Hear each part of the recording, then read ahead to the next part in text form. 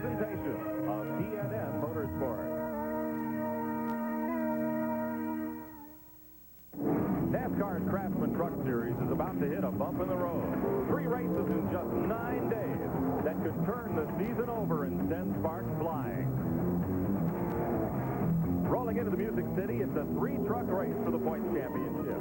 Ron Hornaday is on top right now, riding away from Watkins Glen. While last year's champion Mike Skinner has seen victory lane 5 times this season. A visit today could put him back on top.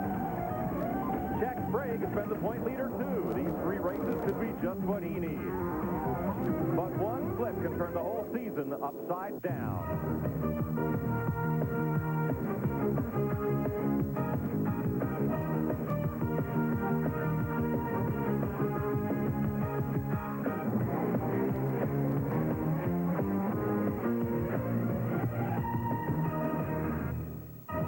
Welcome to Nashville Speedway, USA, and the NASCAR Craftsman Truck Series. Hi, everybody. I'm Mike Joy. You might expect Jack Sprague to be sitting here on the pole and Mike Skinner alongside in the front row, and they are. Mike Bliss, proven winner this season, and series point leader Ron Hornaday in the 4th spot. Well, that's the expected. How about the unexpected? How about Randy Renfro here, starting in 5th position? Great run. Thank you very much. The truck was close in practice, and the last one we got ready to qualify, we made a few changes, and the truck was excellent. And I'm looking for a good run today. You had a good run going at Flemington. Yeah, we did. We had a power steering line to blow into where it was put together, and we've had some bad luck. We've been running good. I like this truck series. A lot of nice guys here. I know a lot of them. I've raced with them before. Looking for a good run today. Randy, good luck today. Thank you. Got some other surprises in the field, including a 16-year-old that's the youngest driver ever to compete in this series. Here's Randy Pemberton. You got that right, Mike. It's a Chevrolet. It's got STP sponsor on the hood, and he's starting 25th today. He's a sophomore in high school. Casey Atwood. Now, America would love to know, how'd you get this ride?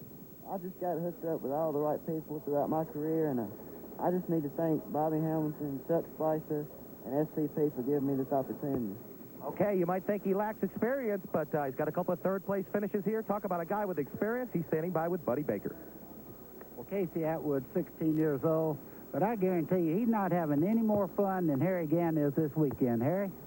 Yeah, it's, we had a fun weekend. I rode my Harley over here from home, and my family, they come in yesterday, all my grandchildren and daughters, son-in-law, so they toured the park all day yesterday, got wore out walking around, and, we've just had a great time here, and I've run here a lot, in the past years and won some races here. And this truck here, we're having a lot of fun out here. We're running good, and we're looking forward to a good race here today. I think we might have a shot if everything works in our favor. You know, that's when Harry Gann says if everything works in my favor, he's got him right where he wants them. Thanks, buddy. Performing our national anthem this afternoon, scheduled to perform at the Federated Auto Parts Party tonight and co-host of TNN yesteryear, Lisa Stewart. A downpour has just suddenly flashed across the speedway here. There's Lisa getting ready to perform, and you can see she's getting a little damp down there. I think, buddy, everything has suddenly gone on hold. This can't be rain. We're not supposed to have rain today. I watched every weather forecast that you could look at this morning. We're not supposed to have rain. I'm sure it'll be out of here in just a moment, but it's here right now.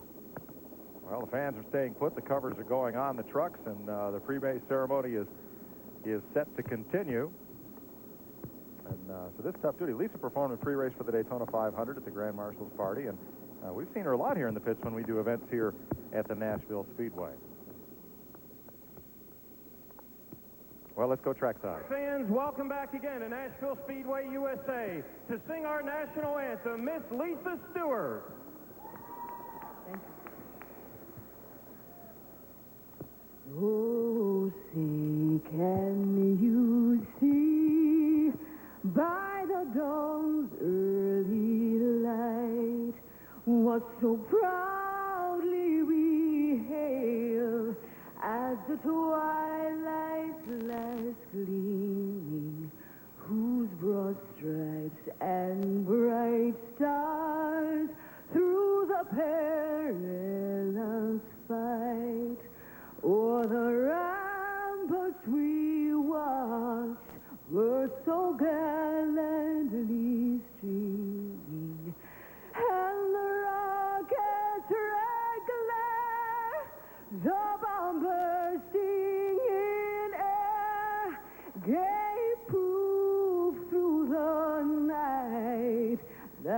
our flag was still there. Oh, say does that star-spangled banner yet wave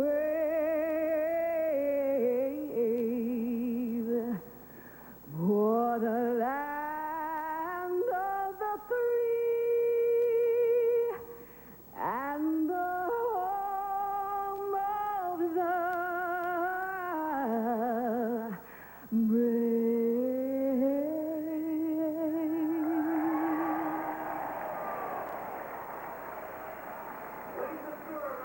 Lisa Stewart singing in the rain. And we'll come back and see what Mother Nature has in store for Nashville Speedway and the Federated Auto Parts 250. We'll be right back, folks. Of the Federated Auto Parts 250 on TNN is brought to you by Federated Auto Parts Store. Professional advice, brand name parts. By Chevrolet. One car company has won more races in the history of NASCAR. Genuine Chevrolet. And by Duraliner. Beating the leader is tough. A sudden shower has not dampened the enthusiasm of these race fans or teams here in the Craftsman Truck Series. And, Buddy, these 2 weeks are pretty incredible. 4 racetracks in 14 days. And all tracks that these trucks have never been on before. Last week at Watkins Glen, today at Nashville, Thursday at Richmond, and then Sunday at Loudon, New Hampshire. So it is quite a stretch.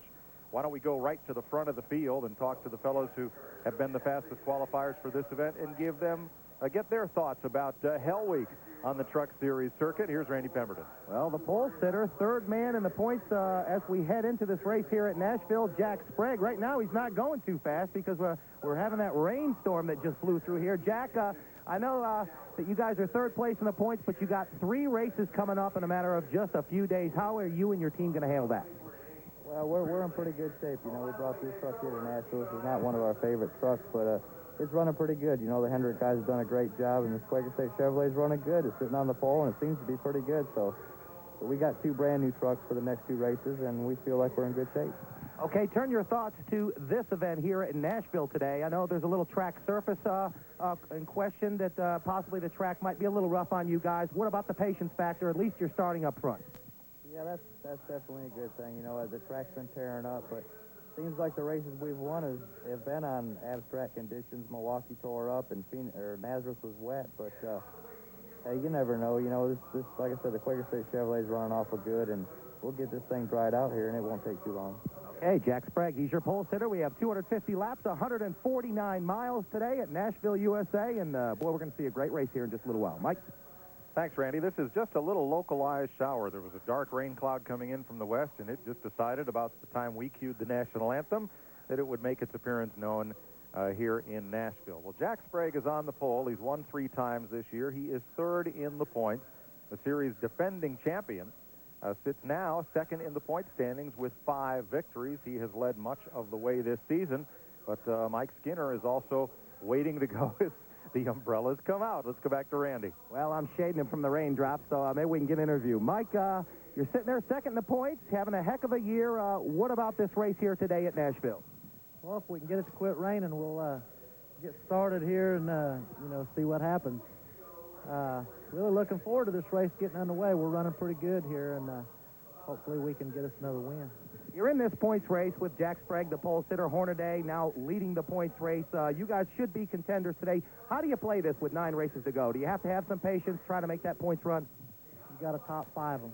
You know, we just got to keep finishing the top 5, and you know, just as it gets closer, then we change our strategy. But right now, 9 races to go. We don't need to win this race. We'd love to win it. Don't get me wrong, but we need a top 5 finish. If we can just keep top 5 finishes from here on out, you know, I think we'll have a good shot at it. But, you know, basically the thing we got to do right now is beat the 16 and the 24. And if they beat us this week, we're going to beat them next week if we can.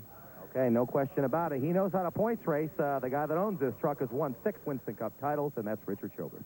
Well, that's big picture racing as described by Mike Skinner. Of the front 4 drivers on the grid, they have won 13 of the 15 races so far. 3 for Sprague, 5 for Skinner, 2 for Mike Bliss, and 3 for Ron Hornaday Jr. who is the present point leader. We'll try to get a word with him in a moment. So Hornaday, 3 victories, and currently he is number 1 in the standings. He and Skinner battled through much of the season last year. Well, buddy, we were here in the early spring for the Busch Grand National Series race, the first race on the brand new surface here. It had been about 25 seasons since the track had been completely repaved. The surface, well, it held up pretty well under the assault of 3,400-pound cars, but there was a little trouble with it, and the trucks, things have kind of been off and on here. Well, Mike, what happens is there's so much heat that gets into a black surface like this that it brought the oil to the surface, and the cars at that particular time really run through the corners on a green racetrack, and they got so much bite that they actually pull part of the racetrack up. I think they have that problem pretty well solved, but they still have a bit of a problem with a little bit of peeling, which the racetrack is naturally going to do. So hopefully today we'll have a great race, and they'll be able to run more than just one groove around here through the corners. You can see the track is still wet, but the rain has stopped. The covers are coming off the trucks. Let's go back down to Randy and meet the point leader. Well, once this rain does go away, it's going to get hot, and it's already been hot all year long for the points contenders. Ron Hornaday, you're leading the points race and qualified well here today. You're starting 4th. What about it here today? Well, I'll tell you, the Napa Chevrolet's been running great all year, but I think this rain's going to help us. You know, we were talking last night with NASCAR, and we didn't know how to keep the track from coming apart because these, you know, so abrasive tires we've got. I should say the trucks are so heavy where the track was tearing up a little bit. So we're talking about watering it down, and this rain just helped us out. It's quit raining right now, so they'll dry the track. We're ready to go. I watched you guys in practice yesterday, all of you. It seemed to be really hot in the cockpit of these trucks. What about going the distance today? You're a young, spry guy, but will it get hot in there? It sure will. I mean, you know, right now with these 9-to-1s, we're got a lot of carburetor to it, and Dennis Fisher builds a heck of a motor. So we just, you know, got to put a little heat pad on your feet, and the guys did a nice thing for me, put a little air conditioner in a vent window for me. So it hasn't been too hot, too bad in that Napa Chevrolet. So we'll see what we can do. Okay, good luck this afternoon. They're rolling the trucks off from the racetrack here, and they're going to get the track sweepers out here and dry it off. And we'll get some more words from Randy down below there in a bit. They're already starting to dry the track.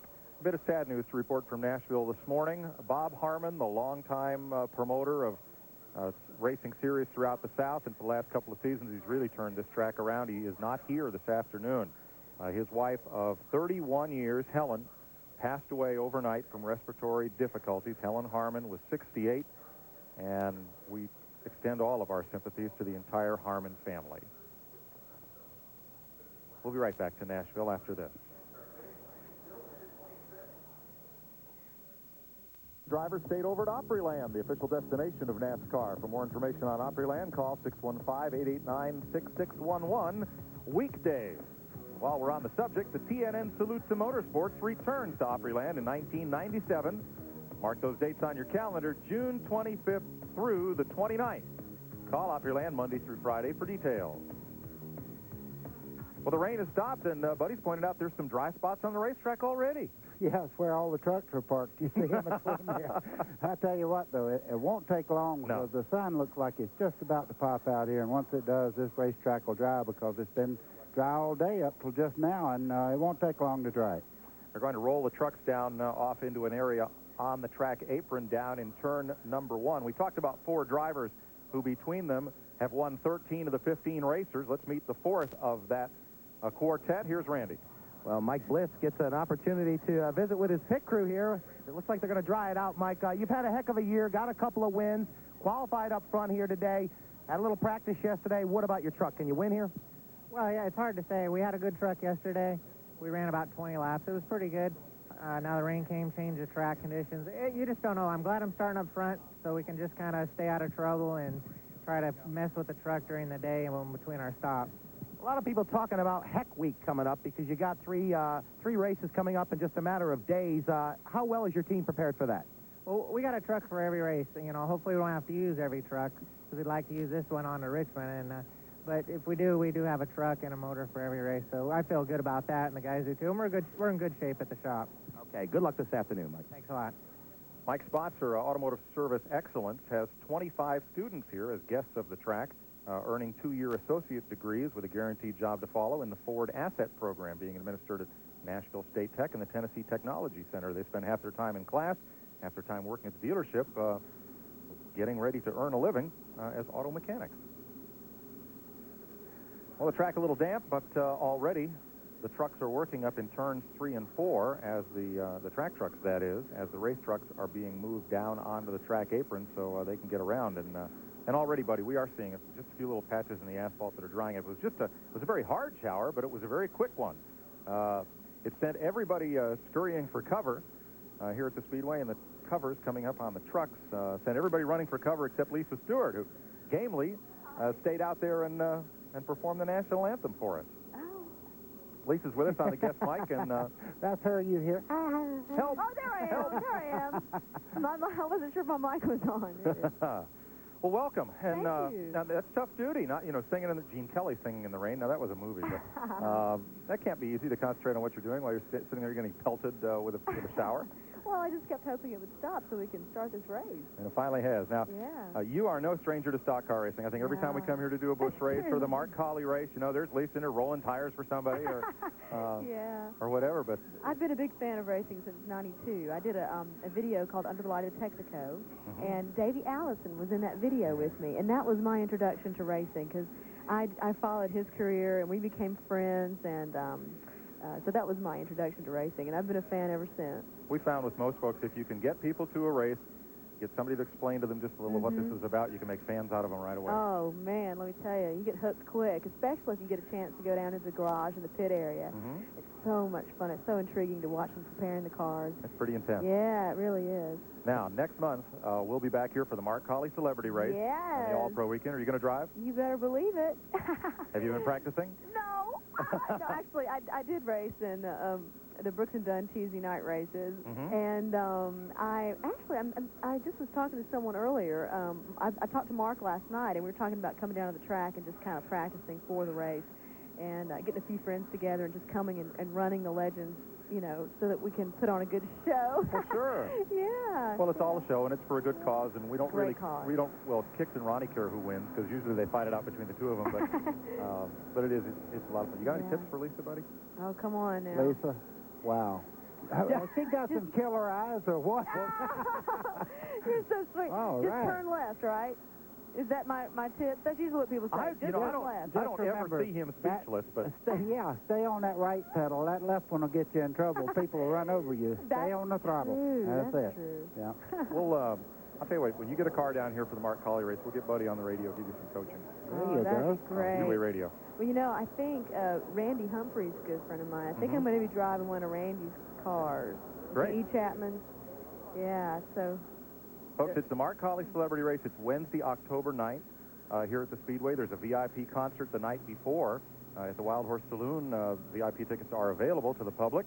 And come on out here and see the race. Admission's only $10. You get to see a lot of your favorite country stars and a lot of your favorite NASCAR stars, too. And we're going to go and tear up the track, probably literally. I know we're going to tear up a few cars, but we're going to have a lot of fun. So it should be great. Also here at the Speedway, the Com Day to 200, October 12th, Saturday, for late model stock cars. That's on TNN. And October 13th, the Slim Jim All-Pro Series is in for the Mannheim Auctions All-America 400. That is Sunday, October 13th here on TNN. So we hope you'll join us. When we come back, the track will be dry. We promise. So stay with us right here on the Nashville Network. We'll be right back to Nashville.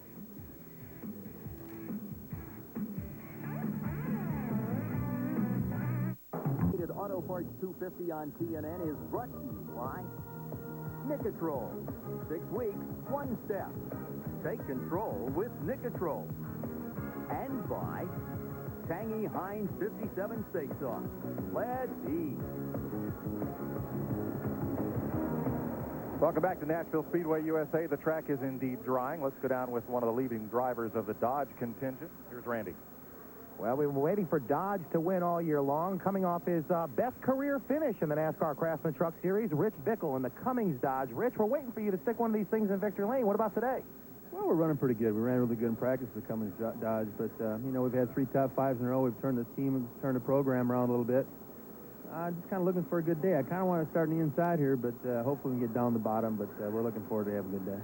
What about track conditions here? Is it important to get to the bottom as quickly as possible because it's a 1.5 lane racetrack as of right now? Well, there's not 2 grooves really, and the problem is that the track started coming up a little bit Thursday. They kind of got a handle on it, I think, and they put some of the dust, the powder down to secure it.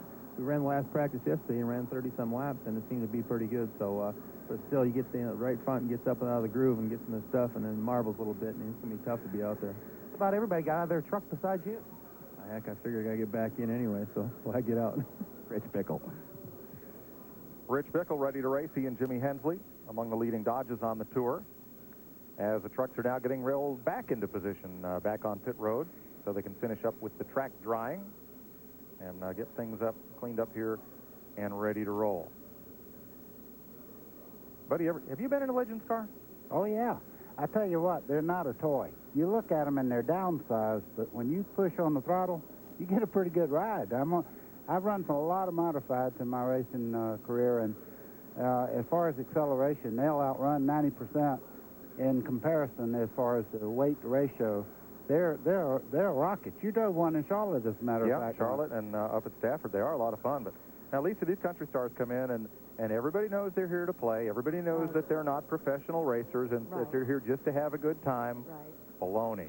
Oh, These people get so serious. Well, I can't believe it. And especially now, this is the third year for the Mark Colley race, and I think it got a lot of artists into buying the cars, and so they have really become a lot more competitive. I even went to a driving school, because you don't want to be embarrassed when you get here, and you know, it's so much fun. It is fun, but you're right, it's not a toy. I mean, it can be really. I've crashed a couple times, and it was not very fun.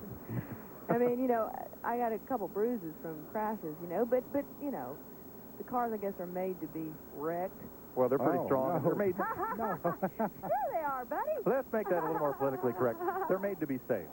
That's the important thing. Is they're made to be safe so that they can take a hit and you can come back out and have some fun. Yeah. That's the important thing. It's Wednesday, October 9th, and we hope you can be here at the Speedway, or it'll be telecast eventually on TNN, so you get to see Lisa and Brooks and Dunn, the defending champions, out here next year. And a lot of these folks will be here. We hope you will, too. They're drying the track, and the sun is back out here in Nashville, so we're going to be racing here shortly. Now, the Auto Week Weekend Racing, brought to you by Auto Week Magazine, America's only enthusiast weekly. Last week at Bristol, Rusty Wallace won his 5th race of the season, but still, Terry Labonte is on top of the NASCAR Winston Cup point race. Jeff Gordon remains in 2nd, and Dale Jarrett took 3rd from Dale Earnhardt, who lost some ground after finishing 24th. More driver change announcements for next year. Rick Bass will drive the number 75 Butch Mott car, and John Andretti leaves Trenefus Haas to drive the number 98 for Cale Yarborough. Now let's talk to you about Auto Week. Auto Week has a special offer just for TV viewers. Call 1-800-232-1520 for 52 weeks of Auto Week for only $19.95, the lowest price ever, and $100 off the newsstand price. Don't put it off. This special won't last forever. Call now and get Auto Week every week. Pace truck running around Nashville Speedway here, and the sun is very quickly drying this racetrack. One fellow knows this track like the back of his hand, and Randy's with him. Well, Butch Miller sitting here talking to us about how many times he's won. A little bit of a surprise, but you've won on this racetrack before, but then they went and repaved it on you. The neat part about it is the only thing they did is change the color, because it's the same old asphalt. It's the same old bumps, and they left everything there they were supposed to leave. We just need to get this asphalt the way it's supposed to be. And, you know, rain, that's terrible. I think in this case, it's the best thing could happen. It's going to cool that racetrack down. It's going to make it so we can run 2x2. I think it's the best thing. Butch, what about your season so far? Haven't been able to stick a NASCAR Craftsman truck in victory lane, but I guess today's as good a day as any. This is our best shot of the year, because we weren't capable of qualifying for the pole, but that thing is fast. It runs. If we have a long green, that thing's fast at the end of a long green. It doesn't go away, and I think that's really important here. If it's anything like the old Nashville track, that's the way the old Nashville. You had to have something that would run for a long time and stay straight, and that's what we've got. No question about it. Butch Miller knows how to get it done today. Don't be surprised if he goes to victory lane this afternoon. Mike? He's been a winner on places like here at Nashville, and he won a truck race at Colorado. Who are those two guys in Richard Petty sunglasses? I don't know. The one on the right there, I don't know. I chased that guy right there, but he looks better in a cowboy hat. He needs that cowboy hat instead of that thing he's got on there. That's a Cummins diesel cap, as Richard Petty is interviewed to the crowd here at Nashville Speedway, USA. He, of course, owns the Rich Bickle truck. The track is drying nicely. A lot of gray showing up in the asphalt, so we'll take a break from Nashville Speedway, USA, and come back and go racing. store of NASCARs. NASCAR Thunder now open at Gwinnett Place Mall in Atlanta, and Haynes Mall in Winston-Salem coming soon to Knoxville, Tennessee. Westtown Mall in late September. Look for one opening in your area soon. You know, all season long, the Ortho truck has had those big green spikes of grass for Ortho lawn chemicals for Doug George. Where are they? Well, it's still green on the nose, Mike. Yeah, but gosh, it's hard to see from this angle, buddy, but they've cut the grass. It's all nicely trimmed just down along the bottom. You'll see it when the trucks get running. Yep, the lawn manicurist has been out there on that paint job. And, folks, you can see we've had absolutely nothing else to talk about. That's not true. This track is just about ready to go racing. It is really, really lightened up here, and we're about ready to go. Let's go back to Randy on pit road. Well, we've talked to some of the guys of the top dogs that are getting ready to start this race. This is one of the top crew chiefs in the business, Rich Burgess, Mike Skinner's crew chief. What about this rain? We're going to dry the track off. Any concerns for you as a wrench?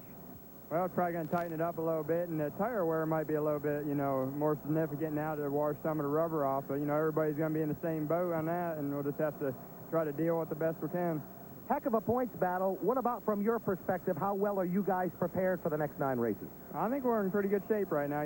That's where we just try to keep trying to be as prepared as possible. And right now things have been going good the last couple of races, and this next 3 races is going to be a tough one. So let's hope we can come out good. Okay, we'll keep an eye on it this afternoon. See what kind of calls you make during these breaks to get Mike Skinner in victory lane. All right, thank you. Boy, there's a lot of deal-making going on at the racetrack here. Talking about driver changes for the Truck Series for next year. Mike Skinner, of course, moves up to Winston Cup. A lot of questions on who will fill that seat in the number 3 truck. There are 3 names that come to prominence. Jack Roush going to have 2 trucks in the series next year. Chuck Bound will be driving one. He'll be on the circuit full-time, teammate to Joe Ruttman. The 3 names that seem to swirl around the 3 trucks: Jay Sauter from out of the Midwest, Steve Park, the NASCAR modified ace, Dennis Setzer from down in North Carolina are the 3 names heard most often. Of course, those are just rumors. Now, a couple of other changes, I'm sure, will go along here. Walker Evans will probably have a driver in that other truck as well. Got a lot of exciting drag racing this holiday weekend on TNN. Live from Indianapolis all weekend long at 5 p.m. today, the NHRA Wax Shop Dash. That's bike racing. 11 a.m. tomorrow. These are all Eastern time. NHRA Today, a live 1-hour special. At 5 o'clock tomorrow, the Big Bud Shootout with the funny cars. And on Monday, Labor Day, celebrate your holiday right here on TNN Motorsports with the live final rounds of the U.S. Nationals. Here is part of TNN's live coverage. In about 10 minutes, they're going to fire the engines and let them go. Meanwhile, the trucks are racing down the backstretch into Turn 3, dragging tires to dry the track. We'll be right back to Nashville after this. During and after the race, check out NASCAR online on the World Wide Web at NASCAR.com. It's your 24-hour NASCAR Garage Pass. Radio clips, video, statistics, standings, updates, and history. You'll find it on NASCAR online. You can see how dry that racetrack looks, except for down at the track apron there where the trucks were parked and where hopefully nobody goes. Let's go back down to the starting grid. Here is Randy with one of the veterans of this tour, the 9th place point man. Well, that's veteran Joe Ruttman. Will start 12th today. Didn't want me to say it, but that's okay, Joe. That's not such a bad qualifying effort. You guys have struggled this year with this Ford. Haven't been able to get to victory lane, but maybe today's the day? I think so. It's an awesome operation. There's just no question about it. And it is phenomenal, the fact that the lack of success we've had, just little things that bit us at the wrong time. And it's mind-boggling. Each race I go to, I shouldn't be mired back as far as I am in this race here, but it's just I shake my head when I go away from the race saying, well, Watkins Glen, we should have run a lot better. And the boys are really good on the road course, and I kind of let them down there. We were chasing the thing, never did get it right, but I would say here we were running good all practice, and then I come to qualify, and I didn't get the lick in that I needed to. It's going to be a little difficult to pass here, but I was out practicing on the high side, so maybe I'll broom that high groove off and give them hell. Okay, Joe Ruttman with a lot of experience. He knows how to get it done. Likewise for Butch Miller, several of these guys. We don't know who's going to go to victory lane, so stay tuned, and we'll find out in a little while. Well, you better let Joe go because they have called the drivers back to their trucks. Going to send those trucks out there, get a little more heat in the racetrack, and get ready to go racing here under green. Bill Sedgwick is strapped in there to Darrell Waltrip, Sears diehard machine. And at the front of the pack, 4 drivers with 13 wins between them in 15 races. Jack Sprague on the pole, Mike Skinner alongside Mike Bliss and Ron Hornaday. So we can give you a lot of green flag racing. Let's sneak one more break in right here as they're about to fire the engines and get racing here at Nashville Speedway, USA. We'll be right back. Back to Nashville, the NASCAR Craftsman Truck Series underway today. First time at this speedway for the Federated Auto Parts 250. Bright sunshine is back, and those tires they're dragging around the racetrack are really steaming. So we're just a couple minutes away here from a start for this race. 250 laps the distance, and the format of this race, it will be run in thirds. Somewhere around lap 75 to 85, a caution period thrown for the purpose of bringing the cars, trucks to pit road, getting tires and fuel, then they send them back out. And then the traditional halftime break will actually take place at the 2/3 mark, about lap 180. They'll have the 5-minute halftime where they can make changes to these trucks and get them ready to rocket for the last third of this race and see who goes to victory lane. Dick Byrne from La Crosse, Wisconsin is the man. And here's the command. And we're ready to go racing finally here in Nashville, Tennessee.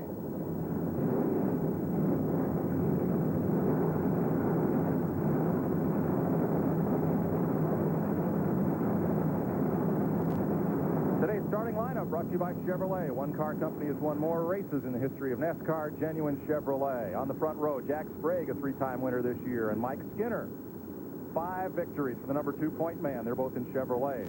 In row 2, Mike Bliss has 2 victories. He's in a Ford. Ron Hornaday Jr. is the point leader with 3 wins in a Chevy. Row number 3, there's that surprise from North Carolina, Randy Renfro, and right alongside is Rich Bickle, a Ford and a Dodge in the 3rd row. Row number 4, Butch Miller knows his way to victory lane here. He's in a Ford, and handsome Harry Gant in a Chevrolet. Row number 5, 19-year-old Nathan Butke in a Chevy, and Michael Dawkins from Florida, he's in a Chevrolet.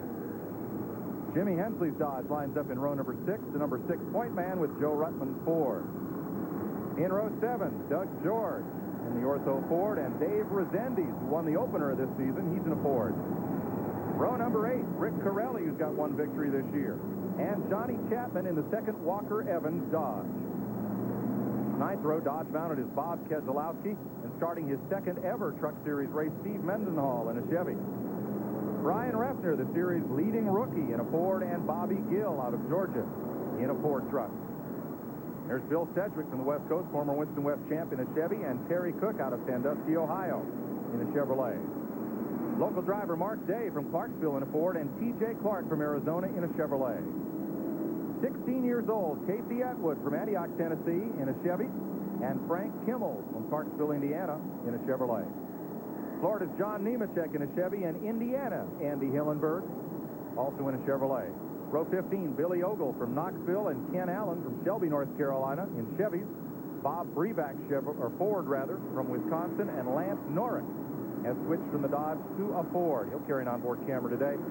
They're provisional starters, as are Walker Evans, 17th in the points with his Dodge from California, and from the state of Washington, former motocross champ Mike Hurlbert in a Ford truck. 34 starters this afternoon, almost $250,000 at stake.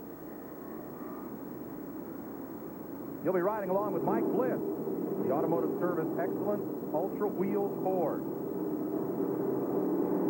There's the race cam and the roof cam.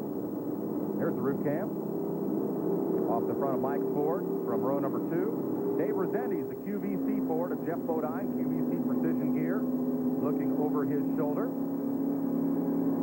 And the forward view from the top center of the roof on Rezendes' truck. A left rear cam on the left rear down tube roll bar, and there's one on the right rear as well. Not on the bumper, but on the down tube, that diagonal tube of the roll bar. Ryan Refner, the 1-800-COLLECT Ford. Simo Irvin Racing, number 44. Roof cam. Hefner, who is going to be the rabbit, buddy. That's what he's doing right now. He's going to run the groove all the way down through 1 and 2. As you see right now, he's starting down the back straightaway. Truck looks very stable. Looks good. I think you're ready to go racing. In 2 laps, we will. Lance Norrick will also be carrying an in-car camera today. Out of Oklahoma City, the Mecklenburg Duncan Ford. The 1884 Pro Race machine. And there's the rear cam on Norrick. And, boy, the folks at Boykin are brave. They put a front bumper cam on Lance Norrick's truck. Let's hope it's still there at the end of the day. Front bumper cam. That's like makeup on Mike Tyson. I wouldn't do that. No way. See it there in the headlight door? That left headlight door is where that camera is actually located. That's a little hard to hit. I remember once in New Hampshire in the modified race, we put a front bumper cam on Jimmy Spencer. Yeah. 42 seconds it lasted. Said how long it's going to be last?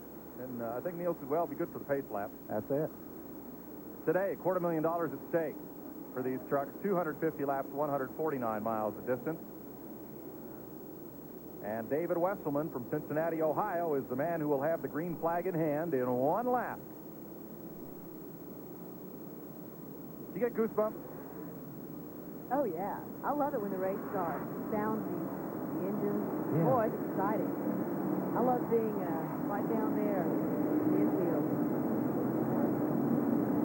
We'll also be able to listen in on Mike Bliss, Dave Resendiz. Truck takes off, you'll hear from me. You got NASCAR, I'm off again. The teams, as you hear, they scan NASCAR as well as their own communications, keep in touch with the tower there. Also, Brian Refner will have his in-car radios as well. Mike, the pace truck just pulled off. They're starting down towards the green flag here. Well, which one of these hardheads is going to lead the first lap? Boy, oh boy. It's so important. You see there on the 24, Jack Sprague gets a jump, and Hornaday drives right up under to take over to the inside, going down the back straightaway, trying to get up under Mike Skinner as they head down the back straightaway. 3 trucks fighting for the championship, 3 trucks fight for the lead, the same 3. Sprague in green, Hornaday in blue, and Skinner in black. You see Skinner getting a little bit sideways coming off turn 4, Mike, but he got it back under control really quick. Field goes single file, Sprague, Hornaday, Skinner, and Bliss. Rich Bickle is up into the 5th spot. Randy Renfro is 6th, Harry Gann is 7th, and Butch Miller 8th. Boy, they went single file in a hurry. Well, the preferred line on this racetrack is right around that yellow line through the corners, and to get there is so important. The outside's a bit slick yet. You ride with Mike Bliss. Look at the back end of Skinner's truck stand. Whoa, all out of shape. Well, as the tires get hotter, they'll get better bite, but the first part of a race is very touchy anyhow because you don't have heat built up in the tires yet. You see how nice the grass is trimmed on the bottom of Doug George's truck there, number 21?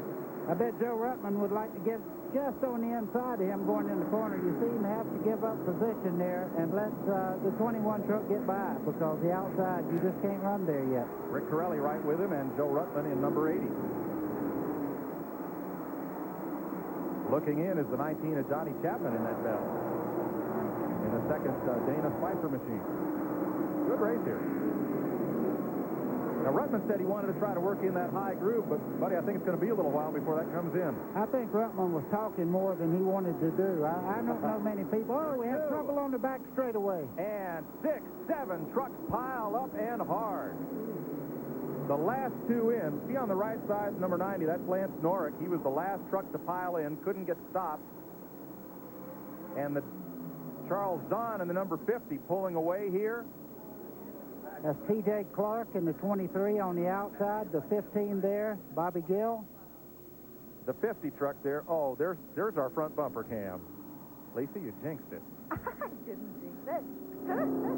Oh, man. 50 R&J Motorsports machine. Now, yesterday, that R&J Motorsports truck on that taillight panel, I'm not kidding, folks, it said the end is near. And they took that off there for today, and I think the end is here for that truck for this afternoon. Well, they've got a mess to clean up back there, folks. 15 is in it. That's Bobby Gill. He's spun around. T.J. Clark has a part of that incident, and I don't think we'll have front bumper cam again for a while, buddy. Yeah, well, I mean, on the short track, it's going to get it. Whoever put that there just said, okay, this is going to happen because it just can't survive on the short track. Mark Day of Clarksville is in, now climbing out. There's Lance Norrick. He wants to get that truck back and get it fixed. He wants to get back in this race. Let's try to show you what happened here coming out of turn number 2. Well, Mike, this is absolutely the most narrow part of the racetrack, and back straightaway, when you come off that corner, it's trying to go out towards the wall, and if anybody spins in front of you, it's just chain reaction. So the pace truck picks up Jack Sprague. Let's try this again. So Lance Norrick gets hooked up. He'll be hauled off to the pit area and try to get that truck back into this event. But it's a quick caution early on here at Nashville.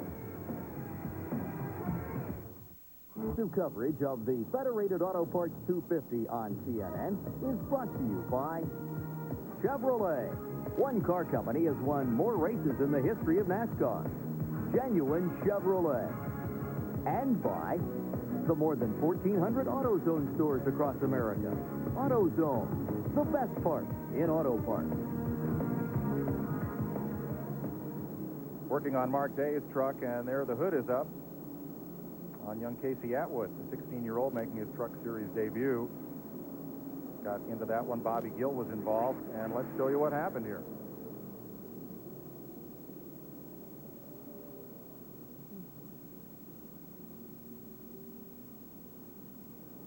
Oh, it looked like 48 there. You see Casey there on the bottom in the 48 truck. He just come on the very bottom part of the racetrack and got caught up in there. There it starts.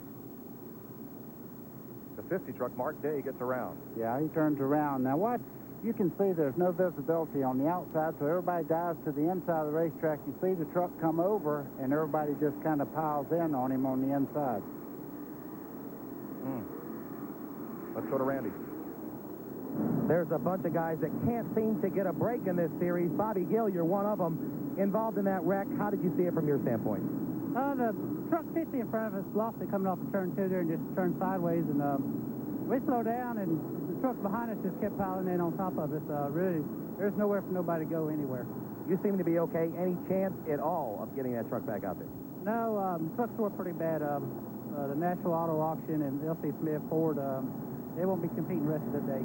Bobby, this makes it tough when you talk about a bunch of races coming up in a row. What about it for you guys? Well, that was really the only truck we had, but we got somebody we think we could rent a truck for the next 2 races. Wow, talk about a tough break. Mike? Randy, at least 4 cars look to be out of the event as a result of that. The 50 of Mark Day. This is Lance Norrick. His truck out of Oklahoma City being worked on. There is T.J. Clark from Chandler, Arizona. Going to have a long week. This young fella, the question's been asked. I'm sure you're wondering, how does a 16-year-old get a license to run in the Truck Series? And Dennis Hoot said, first we review his resume. He raced go-karts from the age of 10 to 14, then raced up at Highland Rim Speedway on the short track for the last 2 seasons, and this year he's raced late models here at Nashville. So he came in with a good short track resume. NASCAR allowed him to practice. They watched him in practice, how he handled himself, how he acted around the other trucks. And after the practice said, all right, we're going to allow you to compete. And he said, as long as he's out there and he's holding his own, giving a good account of himself and not being a hazard to other drivers, they do everything strictly on a case-by-case basis and evaluate performance.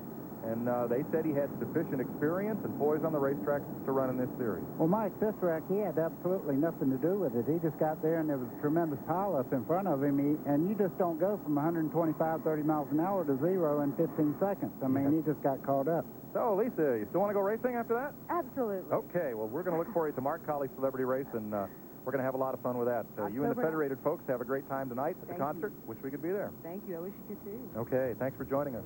Yeah. We'll be right back to Nashville Speedway, USA, and clean up and get racing again after this.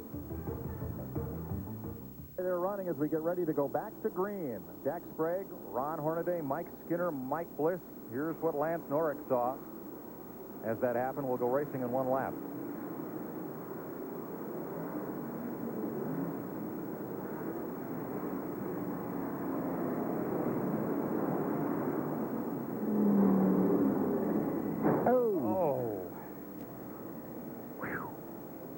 That hurt from up here. Randy? the front of T.J. Clark's Chevy. T.J., tough hit for you. Are you okay? Yeah, I'm fine. It was a tough hit. A couple guys in front of me went around. A lot of traffic. I tried to avoid it. Got hit from behind, turned around, and then got hit head on. So it was a pretty hard hit. It's unfortunate, but I got a great team. I got great people behind me. We'll just get it back together for Richmond. I'd like to say thanks to my team owners, Jim and Holly, and to my kids. I'd like to say hi, Spencer and Candace out there, and we're fine. We'll be back. Okay, green flag out. That won't be the last yellow flag today. I think you're right, Randy. If Jack Sprague takes off here, there's Joe Ruttman. Buddy, he's trying that outside already. He's trying the outside, but I don't think it'll work for him. You see he's back in line now, going down the back straightaway. Well, got him past Doug George on that restart. Now Corelli's on the outside as Hornaday just about shoves Jack Sprague down the straightaway. Hornaday wants the lead. You see him looking to the inside. He's just about a half a truck length below the 24 truck there, but he can't make the move. Three-truck battle for the championship. Three-truck battle for the lead right here. No surprise. You see Mike Skinner in third place there in the three-truck. He's just waiting for those guys to just start racing really hard, and maybe he'll get an opening and get into the lead himself. Off turn 2, back straight away. How close can they get? I think that was up close and personal there. I think he may have given him a little nudge there, but he hadn't really hit him and turned him sideways or anything. You see, these guys race very hard. There goes Hornaday on the outside. And Skinner's going to try to go with him. Whoa, there's a lot of contact there. Hornaday was very lucky to hold on to that truck as he went through the corner. Riding with Mike Bliss. It's now a 4-car battle for the lead. Bliss is right there as a result of that side-by-side racing. And Rich Bickle puts the Dodge up into 5th. 5 trucks battle now. Here's Butch Miller on the outside. Harry Gant, the 33 truck coming off. You see, kind of just took a little slide out there. 7th place battle. Joe Ruttman might have had a tire go down. He is on pit road for left side tires. Tough break for Ruttman. Skinner for the lead. Under Hornaday, nothing going to happen there. Almost. Hornaday said not now. And now the freight train has expanded to 10 trucks. Well, I mean, it don't get any closer than this. And that's why the grandstands at all the truck races that I've been to this year are full. These guys race, they hit a little bit, they paint the red paint, but when they get out at halftime, they're not mad. They just know it's good, hard racing. You know, buddy, I was at Loudon, New Hampshire. Thursday, we tested our car up there. We're going to race up there Sunday and Monday this weekend. And they said they expect next weekend for the truck race that, except for Winston Cup, it'll be the biggest crowd in the history of New Hampshire International Speedway to come see these trucks next weekend. The reason is, look at this. 20 trucks just nose to tail as they go down in turn 3 there. You can put a piece of paper between the first 10 trucks as they come off the corner here. Well, now, the way this field is all accordion together, is Hornaday holding them up? I think Hornaday's running a very good line right now, and they're just behind him there. There is a little bit of draft, even on a half-mile racetrack, so when they get in line like that, they really run clean. Let's check with Randy. Tire pressure is critical all over the NASCAR series. The Busch races, the Cup races, and here in the truck races.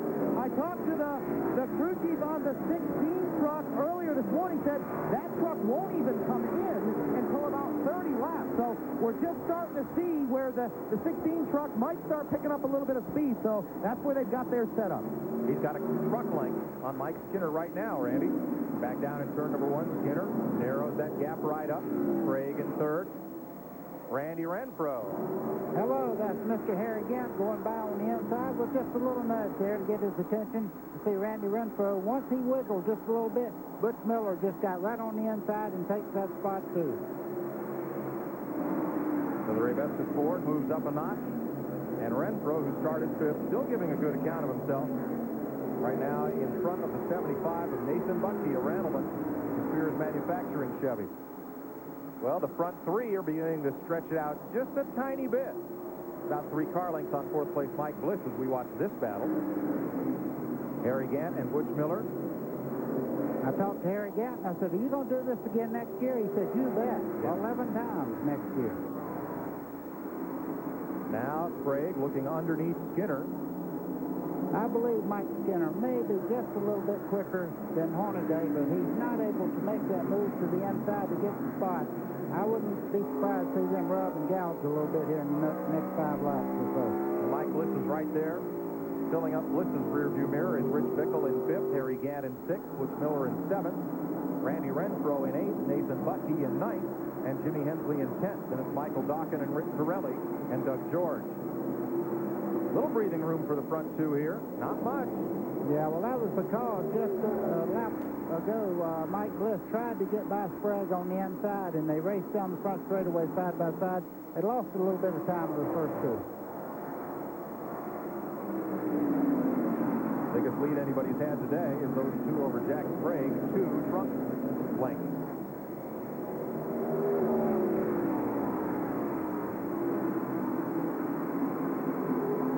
Skinner right in Hornaday's tire track. You know, it's always funny. Skinner said, oh, we want the top 5, but look how hard he's running right now. Race truck drivers, race car drivers, no matter what, the main thing that they want to do is win races. They'll talk all about just taking it easy, wanting to finish in the top 5, but what they're really after is a win. Yeah, and if we can't win, all we want is a top 5, right? Exactly. Okay. Randy talked to Ron Hornaday yesterday, asked him about where does he want to find a groove and a comfortable place to run on this racetrack. As long as you got the truck to roll around the bottom, and that's what we've been shooting for. You know, I'm getting used to overdriving the truck, getting in the corner.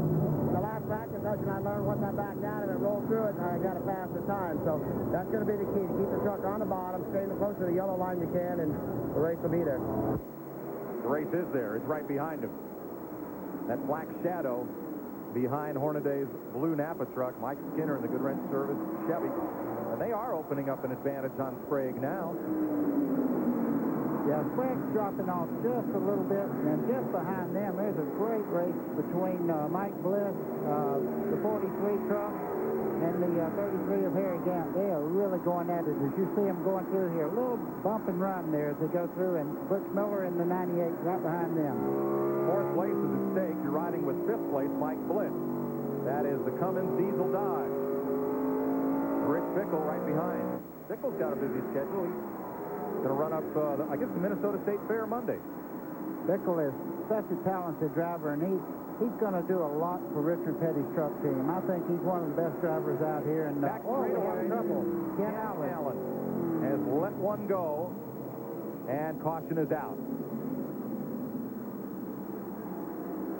Ken Allen out of Shelby, North Carolina,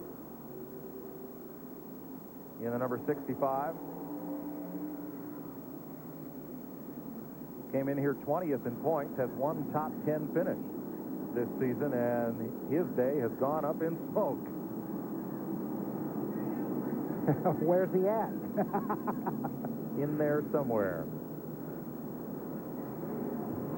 36 laps completed, Nashville Speedway, USA. We'll be right back on TNN. They waved the green flag 1 lap ago, and Ron Hornaday took off from Joe Ruttman, who was trying to get his lap back. Remember, Ruttman stopped under green to change left side tires, so he's a lap down. Well, he's got fresh new tires on the left side. He's making a move on Hornaday going down into turn 1. He has that lap back. Trouble up in turn 4. One truck has spun. Is that John Nemechek? Hard to read the number with it facing us here, but it has apparently smacked the wall and come around. Mike, he's got a lot of damage to the left side of the truck, and you can see it even buckle the right rear quarter there. So, yeah, there's a lot of damage to this truck. That is the Delco Remy Chevy of John Nemechek. Let's show you, right after they waved the green flag, this is the only time you'll see these two guys in the same picture is when they're in their trucks. They don't pose together very much. No, that's not a big secret. That's not the odd couple or anything there. They don't like each other all that much right now. So there was a little bit of contact, but everybody drove away from it. So Hornaday remains the leader. Skinner in 2nd. In 3rd is Sprague. In 4th is Bliss. In 5th, Rich Bickle. In 6th, Harry Gant. In 7th, Butch Miller. In 8th, Randy Renfro. 9th, Jimmy Hensley. 10th is Nathan Buckey. 11th, Michael Dawkin. And 12th is Rick Corelli. The caution was a big break for this man, Joe Ruttman. Joe Ruttman's on a mission right now, and that truck was really flying, so I look for him to move right up to the front before the day's over. Ruttman got a free pass and came all the way around because he had passed leader Ron Hornaday prior to the caution coming out. So he catches up to the tail end of this field. And I believe, Buddy, that may move him from 2 laps to only 1 lap down now. Tremendous. Either way, anytime you make up a half a mile on your competitors this big at the end of the day, and you see Ruttman moving right back up there, and he'll try to get that second lap back. And if he does, he'll be back on the lead lap. Exactly. Well, he won't get the jump on Hornaday. He'll have to run him down again. I don't know what it is about anybody that runs with Earnhardt gets great starts. I don't know. Earnhardt gets great restarts, if you've ever noticed. Truck, you're making our life miserable back here. Green this time, be on your toes. I think you heard Dave Resendiz there. Green, green, green. Hornaday gets a good jump, and Skinner is right with him. Skinner way up the track. Here comes Ruttman. He didn't clean his tires. You could see it move right up the racetrack. Oh, a little contact from Ruttman there getting into turn 3. You see Skinner's truck just jump around a little bit. Here comes Jack Sprague on the inside trying to get underneath Skinner, but he doesn't make it. Now, if you're Mike Skinner and you know Ruttman's got those fresh left sides, you try to follow him up and through past Hornaday? I think right now Joe Ruttman's just driving the wheels off. I don't think he has that much advantage because everybody's cooled their tires. Ruttman's just driving wheels off that truck right now, trying to get back in the lead lap. You see him second right now to Hornaday in track position, trying to get back in the lead lap. Joe Ruttman and the Jack Roush number 80, unsponsored. Those white quarter panels, only thing on them is tire marks. They'd like to have a sponsor for that team. And Skinner is right there, too. You see, right now, Joe Ruttman has absolutely nothing to lose. He's trying to get back in that lead lap. He moved to the outside. You can see Hornaday move over to kind of check that spot on him. But I think Ruttman's going to get back in the lead lap there, the way that truck's running. Well, having Ruttman there is great for Hornaday. It gives him a cushion between himself and Mike Skinner in second place. Absolutely, because, I mean, he's a truck length back no matter what you think right now. And I think Ruttman right now is just looking for the opportunity. He's much quicker than Hornaday, but he just can't quite get that track position to get that lap back. And remember, the reason is that Ruttman came in. He had cut down a tire, apparently, so he got fresh left side tires. We'll see how long that'll prove to be of advantage. Skinner is second. Sprague is third. Bliss is fourth. Bickle is fifth. Sixth is Harry Gant. No change in the front 7. Butch Miller. Randy Renfro 8. Back in 9th, Jimmy Hensley. 10th now, Rick Corelli. I think Hornaday right now realizes that the 80 truck there in second place with Ruttman, if he gets back in that lead lap, he could be a contender for the victory. So he's going to race him very hard to keep him in second. I think you're right. And now, buddy, it looks like the advantage of those fresh left sides for Joe Ruttman is beginning to go away. Yeah, because you see Skinner now is he's looking on the inside, trying to make the move. At one time, Ruttman was really giving a lot of pressure there to Hornaday, but he can't keep the truck on the bottom part of the racetrack. It seems to wash out right in the center part of the corner. Let's go back to the battle for 5th spot. Rich Bickle, Harry Gant, Butch Miller. Boy, I tell you what, it don't get any better than this. These guys have won races many, many times here. Harry Gant, especially in the 33 truck there, he's won in just about every kind of car or truck. I look for him to do well here. Now, that's a 4-truck race for 5th. Sweet Potatoes in there. Sweet. I'm kidding. Randy Renfro is sponsored by North Carolina Sweet Potatoes in that Ford. In the pits, Nathan Butke brings it around and may call it a day in the Spears Manufacturing 75. Now, there's Renfro on the right side of your screen. He's the white truck in that battle. 5th on back. That's Bickle on the left, Gant, then Miller. You're riding with Mike Bliss in the ASE Ultra Wheels Ford. Mike, you can see the back of this truck, how flat it is with that spoiler and all. It actually gets more down pressure on the back of the truck than a race car does. It gets a lot more down pressure. In the nose of the truck, you have a lot of problems with it floating around because you're getting so much bite from the rear of the truck.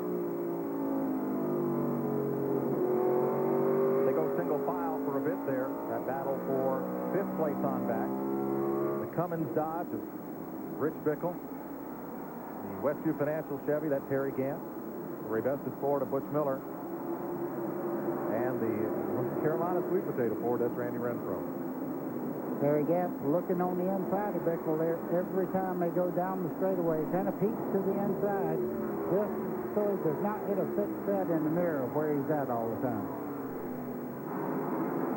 Rick Corelli is about to join this group, the Remax Realty Chevy, number 6, closing on that pack. Now, this has been a good battle, buddy, the last couple laps. I've been watching Bill Sedgwick in the Die-Hard truck, and in turn 4, he just about turned Michael Dawkin around. You see some of the bumper missing there. I don't think that just fell off. Yeah, you can see Bill Sedgwick. He's making the move now on the inside to take that spot away.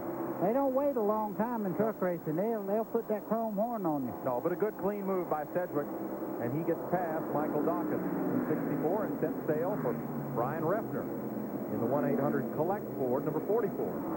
Kind of a new twist to that paint job with the yellow and orange down the side. Well, you can see now Sedgwick's opened up 8-10 truck length lead once he got by Dawkins, so he's really hauling it right now. Back up to that battle for 5th. Oh, Harry got a little sideways coming out. That's one thing he told me. Oh, front straightaway, spinning around is Billy Ogle. He grabs the gear and gets away, no caution. Whew. Hello. Yeah. That's always good when you see them drive away and the fenders are still hanging where they're supposed to be. That was 1-800 uh-oh. Billy pulls away, he's okay.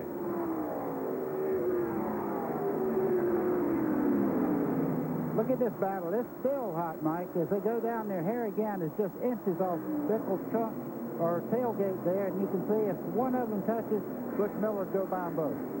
Now, Renfro has dropped back from that battle. In fact, Rick Corelli and Dave Resendiz have passed him. So Corelli moves up in the top 10 for the first time today. It won't be long before Harry Gant gets by Bickle. He is much faster in the center part of the corner. You can see right there, he's much quicker. Little touch there as they start down the back straightaway. Gant does not have straightaway speed, but he's very quick through the corner. Bickle trying a little higher line. Here comes Butch Miller. Little game of bumper bang. Harry had to feel like the clanger and the bell, you know, bang from the back, bang to the front. Harry Gant's having a great time right now. Yeah. He says he loves the truck division.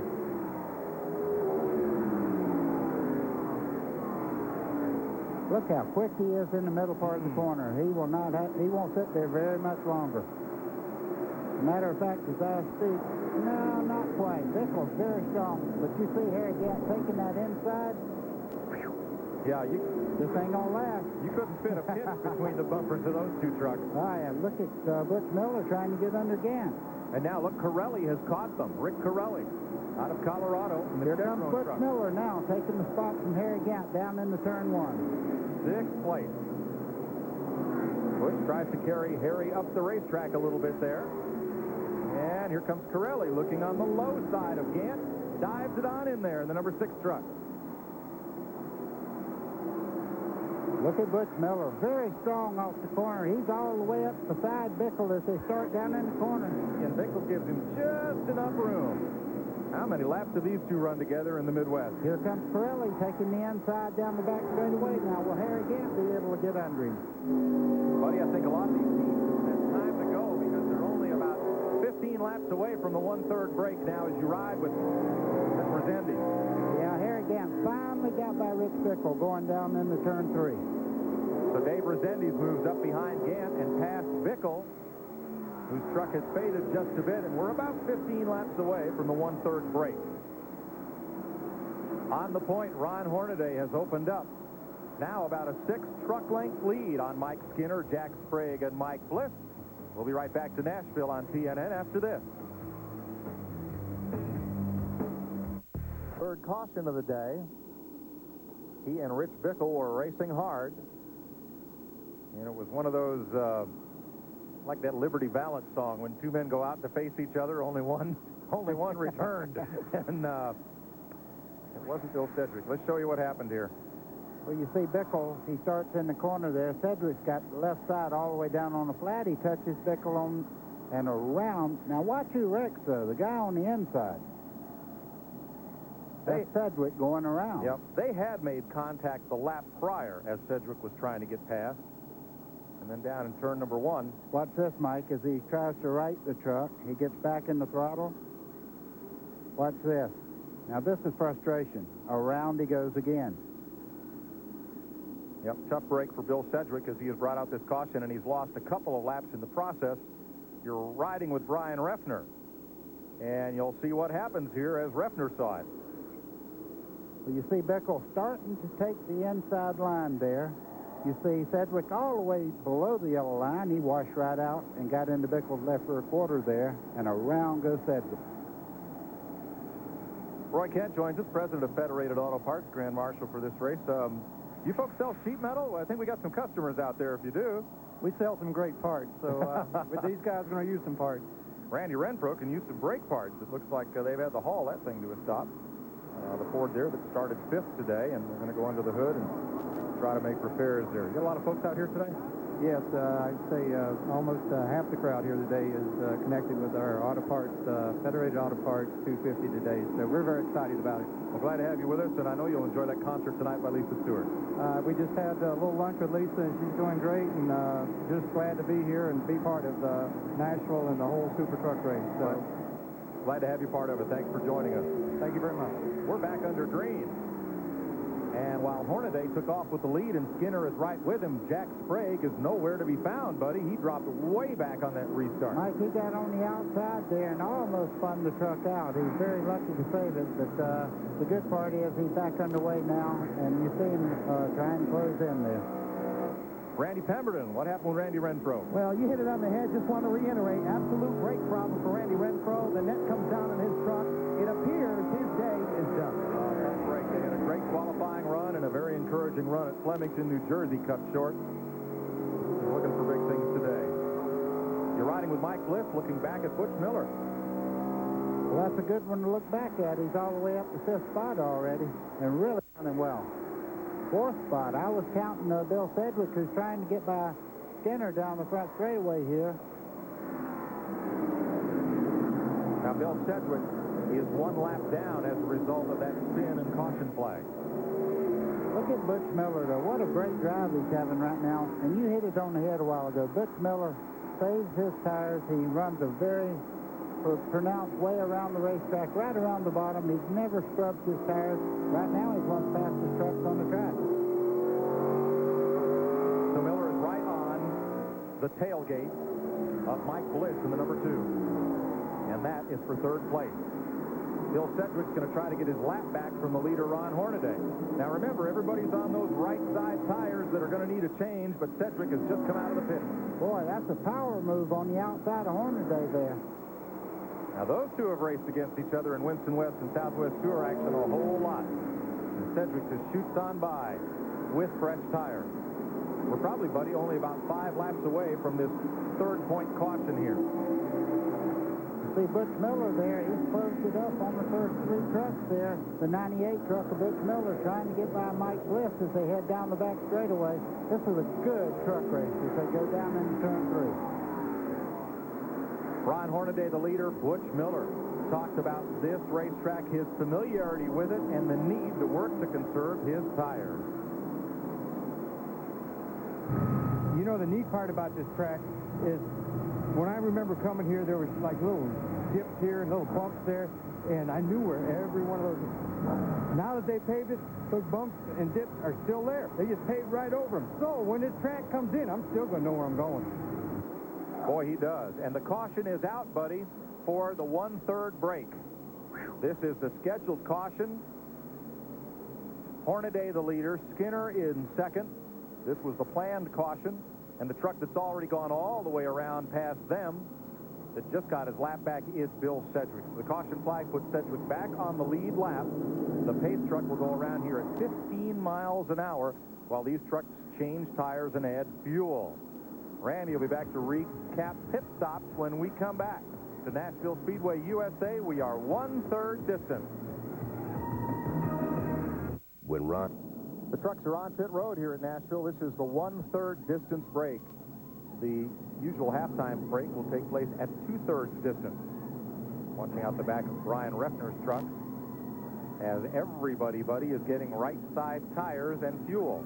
Well, this is not your regular pit stop for one reason. You get back in line the way you were running before the caution come out. So pit stop, the guy, if he just has a great pit stop, he does not move up the field right now. The field summary you're seeing at the top part of the screen is brought to you by the original vent visor, the most practical accessory for your truck. Make it a super truck. So that's the way everybody's running. A little chassis adjustment there on the left rear of Mike Bliss and the right rear of Mike Skinner, as everybody will get back out and retake their position. In a moment, we'll come back and see what fresh tires will do for these Craftsman trucks. We'll be right back. First, Goodyear revolutionized. Call Joe and the folks at 1-800-988-4884 to see why Cedar Ridge is the choice of champions. Riding with Brian Refner as he gets ready to go. A look up in the mirror, see where everybody is. Back and forth on the steering wheel there, getting all the debris off the tires. New tires. Let's see what they'll do.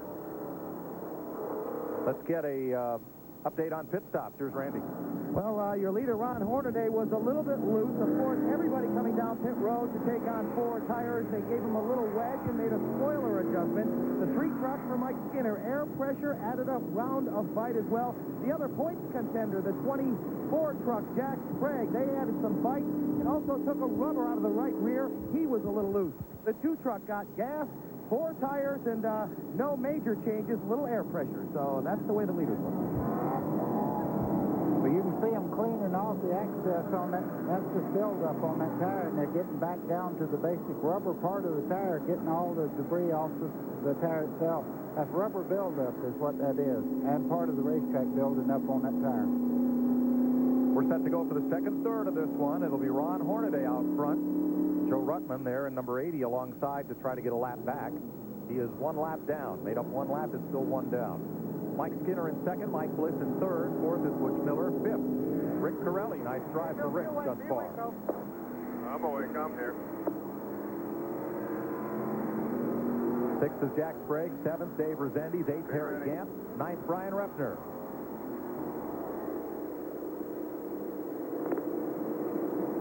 Go! That's the spotter. That's the spotter telling them to get with it. They know when the green flag comes out, and they tell the driver to get with it and go. Back under green for the second third of this event. I like this Truck Series format where they take half the race, or in this case, a third of the race, and say, all right, guys, come on in. Don't lose your position. Come on and get some tires, get some fuel. Let's go out there and do it again. Mike, you don't have to take 25 people to the racetrack either. You can take 3 or 4 good mechanics to the racetrack, keep the pits going well. And you see Ruttman trying to get back in that lead lap. He's still giving Hornaday a fit. Oh, they make contact. Boy, they make contact, Big time. and I thought Hornaday was going. I thought he was going, and he held on to it. Now, though, he loses the lead.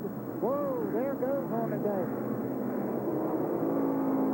That gives Mike Skinner the lead. Mike Bliss's truck lost all its momentum and may be broken. And now Sprague gets underneath Ruttman. Now the 7 of Resendiz trying to get past, and Hornaday coming back. Wow. Harry Gant underneath now. Look at Skinner. Somebody piled in the back of him in that melee. Jack Sprague dives underneath Corelli and takes the 3rd spot away.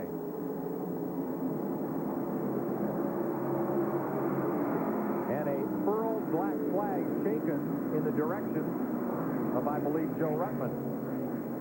Yeah, I would say that's probably who it's for. Joe Ruttman started to make the move going down in the corner. Hornaday pulled over and made contact, but that wasn't the problem. The big problem was going into turn 1 when he hit the 3rd, 4th, and 5th time.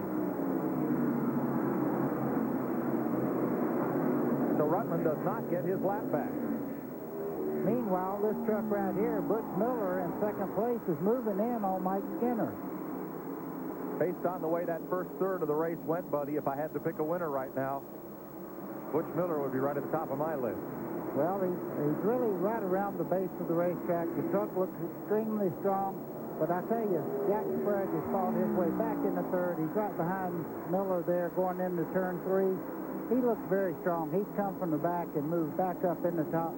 He was knocked out of position a while ago, but now he's moved all the way back in the third spot, so he may be strong. The big losers in that melee were Hornaday and I think Mike Bliss, who got shuffled way back. We'll continue under green, but we want to show you what happened here.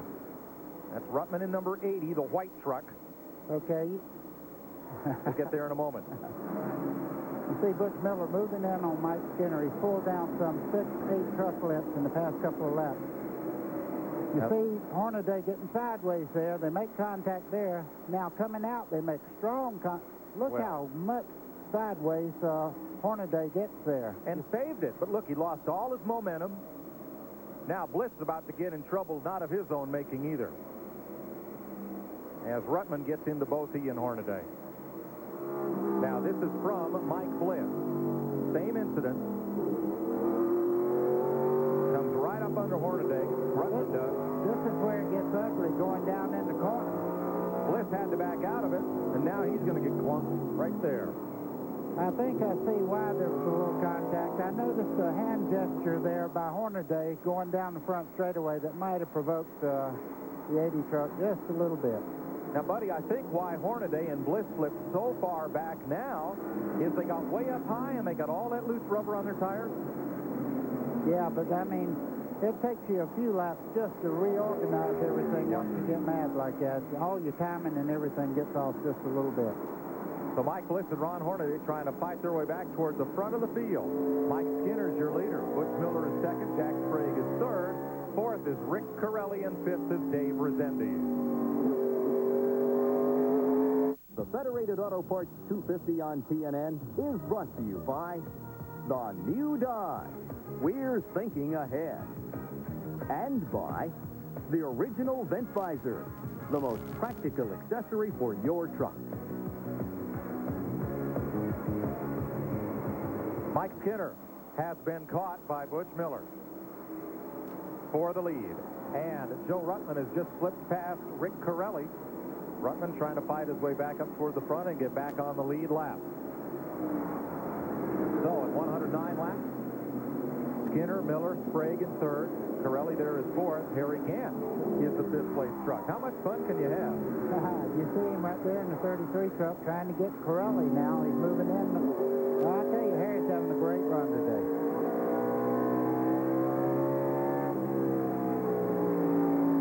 You're watching from Dave Resendiz trying to close in on Harry Gant. Going to run about 10 or a dozen races each year in this truck series. Just have a little fun. Yeah, he acted a little bit surprised when I said, are you going to run again next year? He said, are you kidding me? This is more fun than anything I've ever done. Good for Harry. There's a look at him as he battles Rick Corelli. The Denver driver, the Chevron Remax Realty Chevy. Westview Capital, a financing company, is the sponsor on Harry Gant. And yes, there is a Skull Bandit on the side of that truck. And the familiar shape number 33. This has got to be so good for the Truck Series to have somebody of Harry Gant's caliber in there. For the younger drivers, they can learn so much just following this guy through traffic. I tell you, he's an artist when it comes to getting around a short track.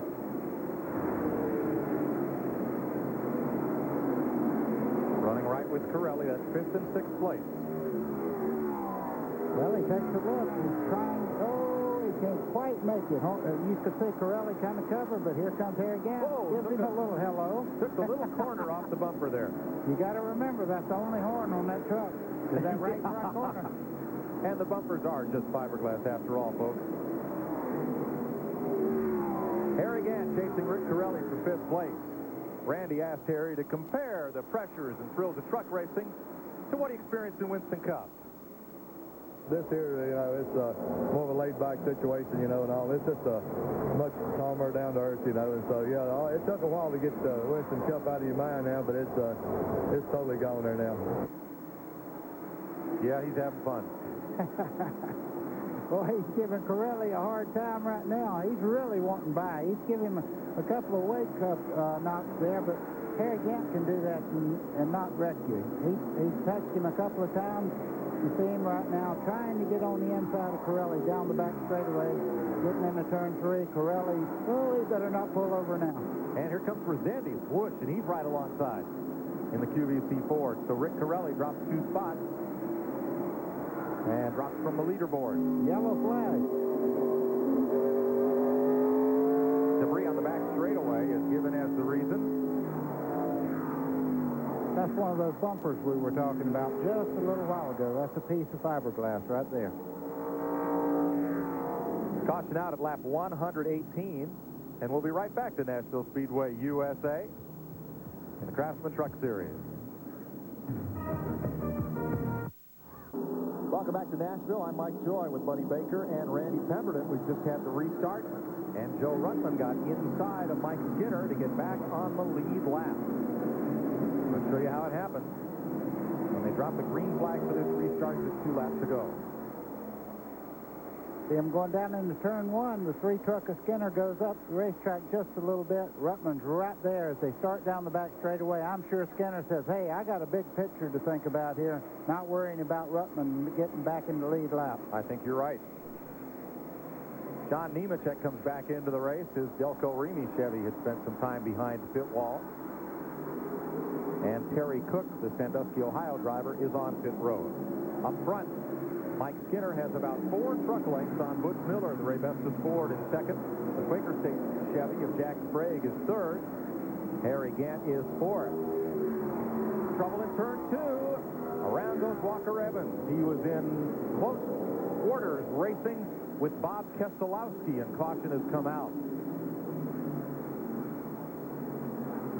There is Evans, spun out down to the inside of the racetrack, and the front end on Keselowski's truck has really been rearranged. Now Ruttman will be able to go all the way around the racetrack and get right back up in the lead lap here. Yep. There's Keselowski, the right front, taking some damage on the Mopar Winnebago Dodge. Boy, he's had a tough year. Yes. Not long ago in Odessa, he got upside down in this truck, and you can see a lot of damage here. That's tough for the Keselowski. Had a bag wreck at Louisville as well. We can show you just the aftermath of this one. Keselowski get into him there just as Walker Evans spins. A lot of damage to the front. Walker had already spun there. Johnny Chapman in Evans' second truck, the second Dana Perfect Circle Dodge. Also in and out of the pits today. Going to rearrange the sheet metal a little, get him back out there. Ron Hornaday led the first half of this race, and then as Joe Ruttman tried to get past, a lot of contact with Hornaday, who ended up getting shot way back in the field. Now Randy is in Ron's pit.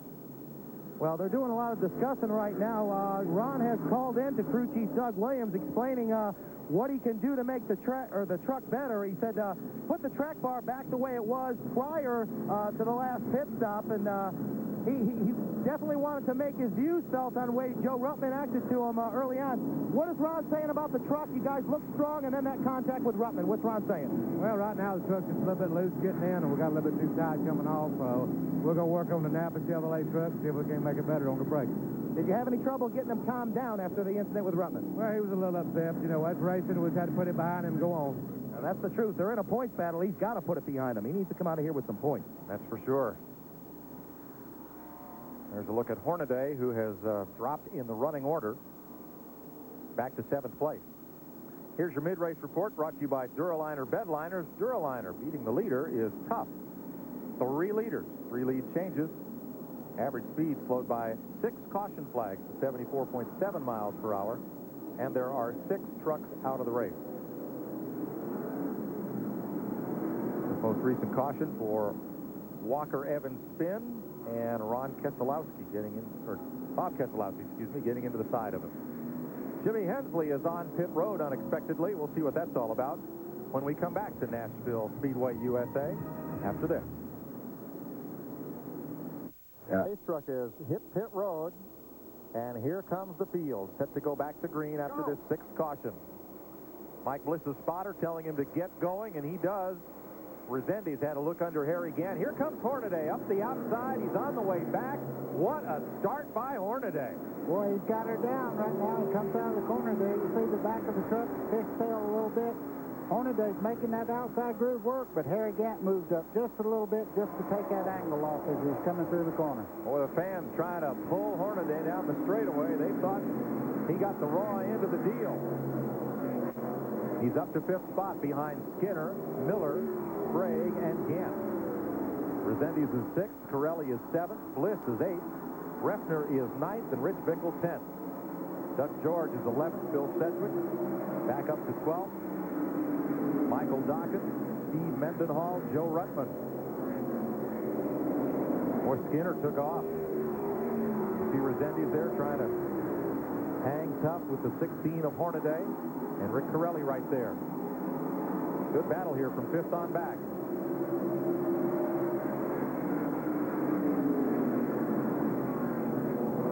Hornaday made a strong run right there first, but you see right now he's kind of holding this bunch up. I think Resendiz may be a little quicker.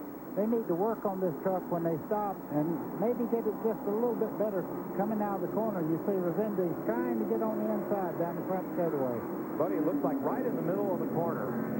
Hornaday's got to turn that truck twice to get it in a position to come off the corner. It's just not getting through the middle of the corner all that well. Truck looks like it might be tight. Well, right now he's got a chassis problem. I wouldn't speculate on which end's trying to go around on him, but it looks like right in this part right there you can see he is not able to stay on the yellow line in the middle part of the corner. So he's washing out there, and you see Resendiz is a little bit quicker, but boy, it's tough to get by a truck here. This battle is for 5th. The Napa Chevy of Hornaday. Ooh, Resendiz and Corelli both tried the bottom that time. I love it, Brazen. I mean, you can see there's actual contact between not just the guys trying to make the pass here. As they go down, Resendiz has the spot now, I think, on Hornaday.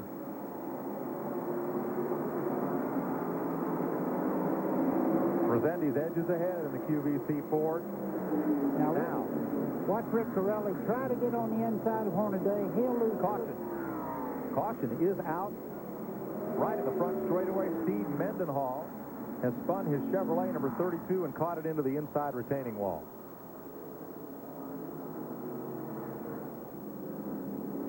Second career start in the series for Mendenhall. Finished 31st at Bristol. Got caught up in the first wreck of the race, and you can see he's overheated. Well, the reason for that, the right front corner's mashed up back to the air cleaner there, so he's running hot. The 1994 Legends Car national champion. 83% of his races he won. And he won't finish this one, it doesn't appear. As the tow truck comes out, 139 laps are complete. We'll be right back to Nashville after this. 7th caution out for Steve Mendenhall. They pulled his truck behind the wall. Let's show you what happened to Steve as he climbs out. He is okay, but the truck is not. You can see Mendenhall on the outside, like the right front flat hard into the outside wall and right across in front of he was lucky. Lucky there was not 2 or 3 trucks involved. So Steve Mendenhall joins the list of retirees that's growing. Randy Renfro is behind the wall. Casey Atwood out in the first wreck of the day, as was Bobby Gill. Nathan Butke's truck behind the wall. The 88 of Terry Cook has retired from the event as well. A couple other more trucks are loaded up and gone home. We're about to go back to green here at lap 143. Mike Skinner and Butch Miller bring them down for the restart. Jack Sprague is now right back with the 2 leaders. Mike Bliss trying the outside on Johnny Chapman a little further back. There he is. He's going to make it work. Ryan Refner right behind him.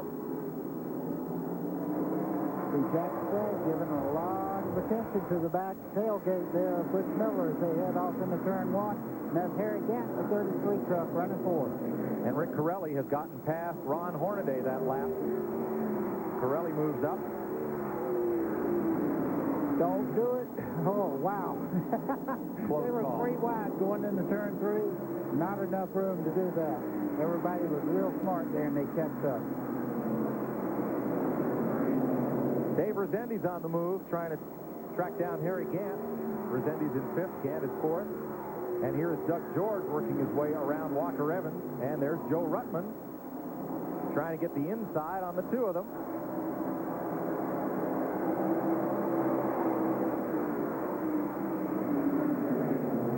Well, let's see if Joe can make a little room here and get by. Well, I think what he has to do now is just kind of be a little patient, because he's made up the 2 laps, and he's back in the lead lap now. What he needs to do is show a lot of patience and move his way toward the front. He did it. You know, I was just looking at Mike Bliss's right front is flat or something. You see him going in the corner there. Looks like the fender's rubbing. Yeah. Sometimes you don't need to say anything. He got in the back of somebody. Let's see who it was. He's going to have to pit. See him coming up out of the corner there. Mike Bliss gets into the right rear corner of Hornaday. Left rear corner. Ready to change it, boys, or pull it off. If it blows, we're going to change it. That's the voice of Barry Dodson, the crew chief for Mike Bliss. Boy, that thing's rubbing pretty hard. I'm sure right now Hornaday. Well, maybe you can get up against Hornaday and rub it back the other way. What do you think? Well, I know one thing. If I had a right front rubbing that hard, I would be nailed to him right now. He did not pit, as crew chief Barry Dodson requested. He and Hornaday still battling side by side. Well, Mike, he's doing the right thing right now. He has a buffer there, the 16 truck. Hanging it out there. 2 drivers that both got drifted to the back of the pack in the same incident. And both trying to struggle to get back up with the leaders. Well, Bliss completes the pass. Wow. How long will that... Now, buddy, when you get a chance, wiggle her.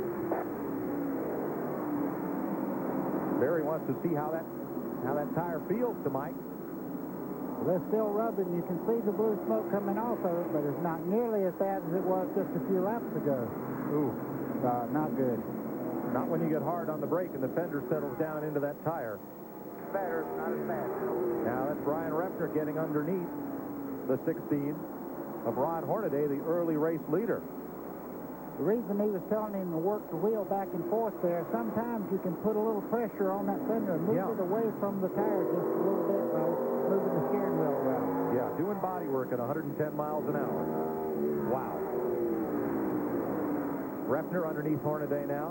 You're riding with him in the 1-800-COLLECT-4. Well, Hornaday right now is just hanging on until they make the stop and can work on the truck, because he's off quite a bit. You can see Brian Refner moving under.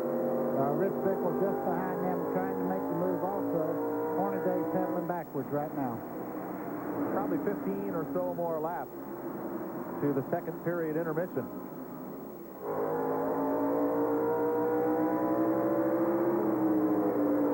This battle is for 8th place.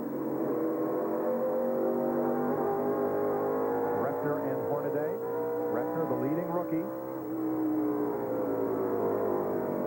2 top 5s and 5 top 10 finishes in the 15 race. You can see Hornaday's truck just dart right to the second groove just then. He's not sticking in the bottom part of the racetrack at all.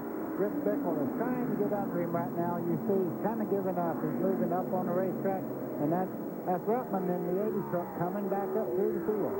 And on the lead lap now. Bickle, the Cummins Dodge, underneath Hornaday.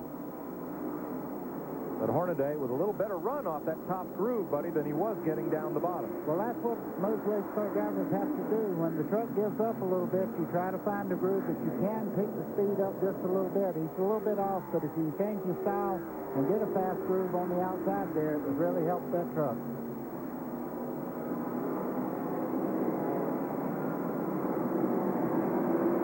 Bickle and Ruttman close. Now, Mike Bliss has taken off from this group. And there is a lot less tire smoke than there was. So very lucky that they didn't have to pit him. And now Hornaday loses 2 spots. There's a look at Mike Bliss, a look from Mike Bliss's roof cam as he moves past Billy Ogle Jr., who is lapped down. Look, it's a long way back to Bickle at the right side of your screen. Now, see, Bickle and Ruttman have gone past Hornaday.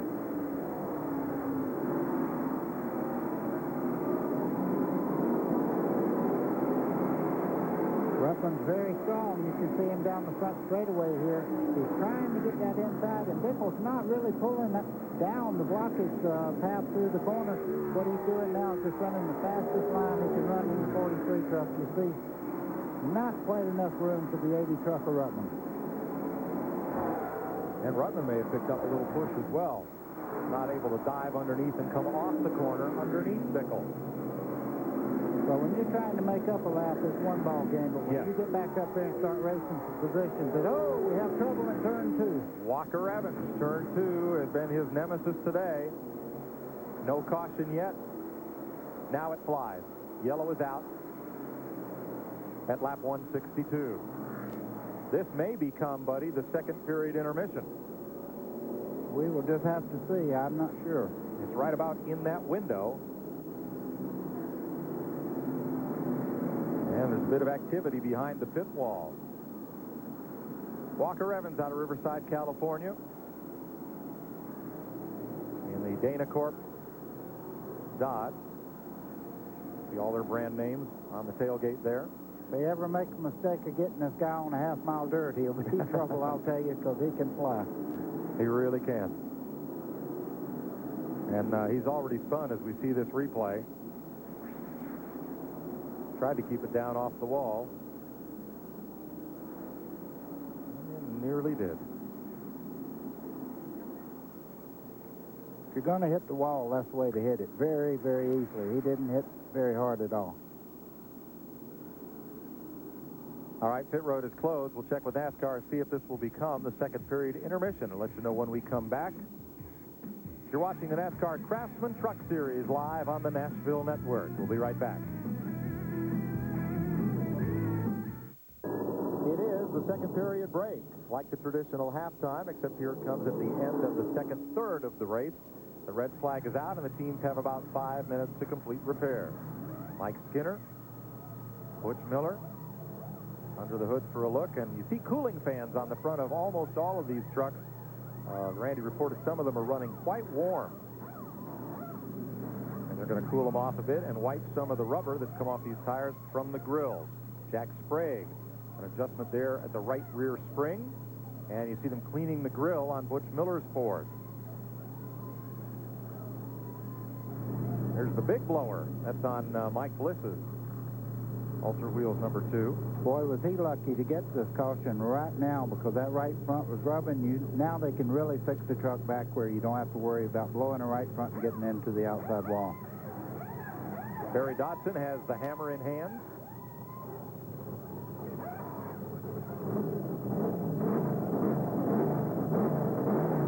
Barry getting ready to do a little elective surgery on the right front.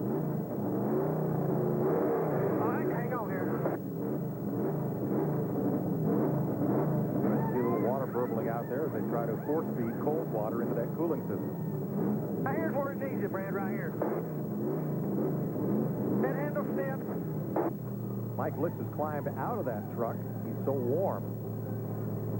You can see the helmet hanging up there on the right side. So he's trying to get the driver cooled down as well. 2716. I bet Randy can tell us. I bet it's hot in those trucks today. There's Mike Bliss. Getting a cold wrap, and Randy's right with him. Randy? Well, they've kept the engine fired on the two-track. Mike Bliss absolutely overheating. You can see the look on his face. He's got cold rags. They've got a fan on him. We'll try and get a quick word with him. Mike, do you feel all right? I know it's hot in there. Under yellow kills me.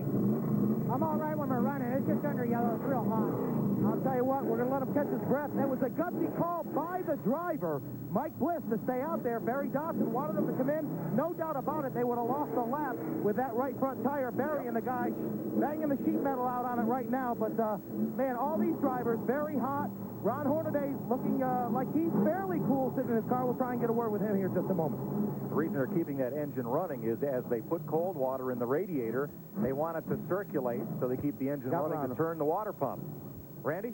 Ron Hornaday sitting in here. He looks pretty good. Ron, you had a heck of a contact with the 80 truck. What was that all about? Couldn't tell you. That's lap traffic for you. I don't know. You know, I guess I can't get upset about it. I could get upset, but I ain't going to say a word. They got a long season left, especially the points leader. You know, here we go, and I don't know. I gave him the room the first time he got a lap down. I guess he just took it out on me because somebody else took him out. And I got sideways. He got out. He hit me, got me sideways. Hit me again, come off there, and I got in the corner. I didn't know where nobody was at. Skinner got on the outside, got on the brakes a little bit. He pushed me into turn one. But that's part of racing, I guess. That's the way we're supposed to do it. What are they going to do to work on your truck because the handle went away on it? Well, I think what happened is when he got me sideways for that lap or two, it really got that right rear too hot. And I don't know. We'll find out. The track's coming apart just a little bit, but Goodyear came on a good tire. We just got to get a handle, calm myself down. A lot of that was just me. So if I can get myself paced down a little bit, start going to the front here, we'll be all right. Are you hot in there? A lot of drivers are really overheating. No, I got an air conditioner right here. It's just blowing on me now. Oh, that's good. You ought to just stay right there. Little force-fed air in there from the right side. Buddy, you hit it right on the head.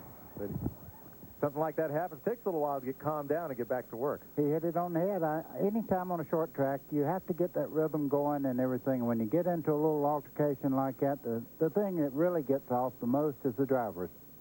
Brian Refner getting a cool drink as they work on the 1-800-COLLECT board. Bill Sedgwick's truck, I think, may be being pushed behind the wall. This year's Die Hard Chevy. As well, there's a look at Dave Resendiz, the QVC Ford. We were looking for Larry the Lizard on the back down tube of Resendiz's truck, and hadn't seen him today. Don't have the binoculars up here to have a look, but on the roll cage of Resendiz's truck, the bars, the diagonal bars that extend outside the cab, they had a little plastic lizard on there from Denver. And I said, where'd that come from? He said, well, that's the kind of, how do I clean this up? That's the kind of thing you buy your kid when you're in the store and you want to quiet him down. So they bought the little lizard and they tie wrapped him onto the down tube. So I'm not sure if he's on there today.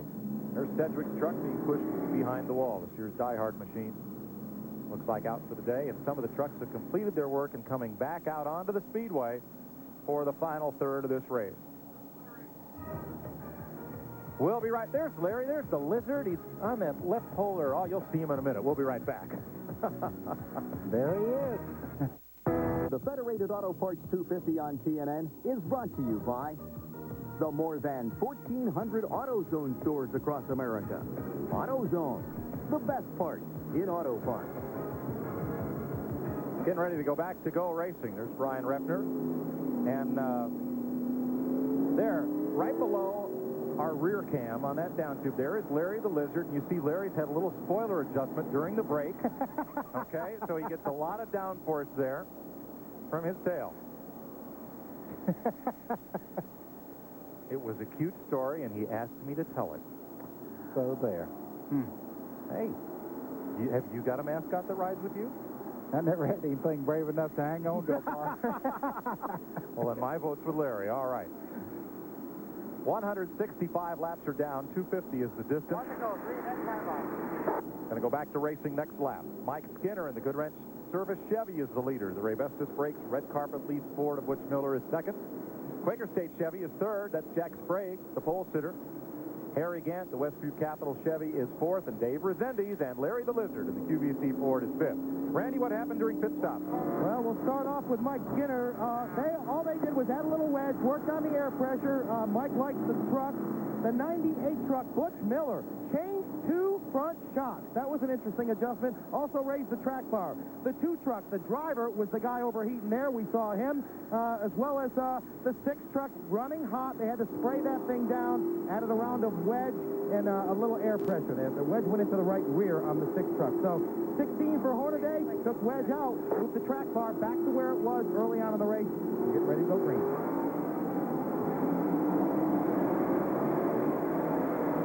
Under green, Mike Skinner hauls them down into turn number 1. Butch Miller right with him as they lap past Andy Hillenberg, Indiana Andy. Lead lap trucks working their way up the outside and around the laps machine. Single file. Well, who did the best at fixing the trucks? You see Harry Gant looking under Jack Sprague, trying to get position on him going into turn one. Great racing out here today.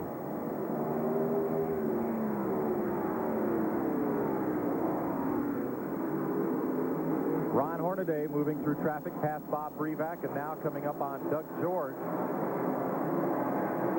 George in 11th place on the lead lap in that Ortho Ford.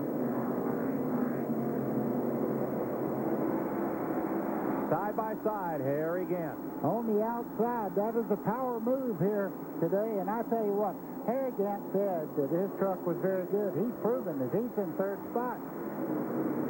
Finished 8th last week, or last time out. Best so far of the 3 races he's run. And Gant right now sitting in third spot behind Skinner and Miller. Oh, Rick Corelli just got in the back of Resendiz. You saw that truck wiggle that you're riding with.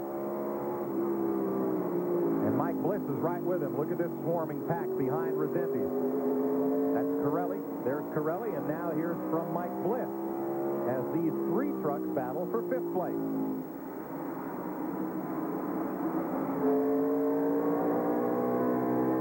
Boy, everybody gets real racy on 4 new tires.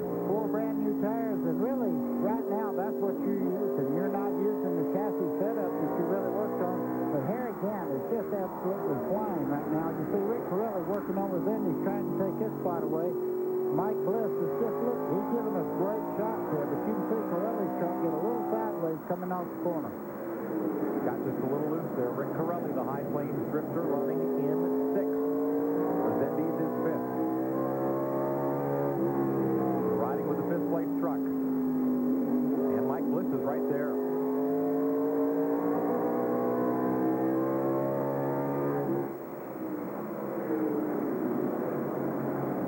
Battle's going to tighten up here in a minute, and it's going to be 3 trucks instead of 2. Great race here for 5th. There's Bliss, that sheet metal battered away by Barry Dodson. The good part is not rubbing the right front wheel anymore, so he's in good shape. And I think Mike Bliss had one of the fastest trucks before he got into that little tangle there at the first part of the race. Seems to be running very well around the racetrack right now. And he's still on the lead lap.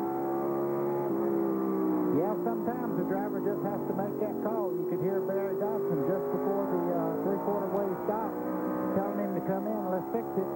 Whoa, Joe Ruttman gets sideways there. He almost got into Brian Refner and then had to slide the truck to keep from getting into Mike Robert's lap truck there. This is now Ruttman's home racetrack. He's from Upland, California, but now just lives a few miles down the road. So trying to make it work. Here comes Hornaday. They had a little run-in earlier today. You could see the 16 truck Hornaday trying to get by Joe Ruttman. And Joe gives him a bit of room. Not a bad choice, I'd say. 176 laps complete. 74 to go.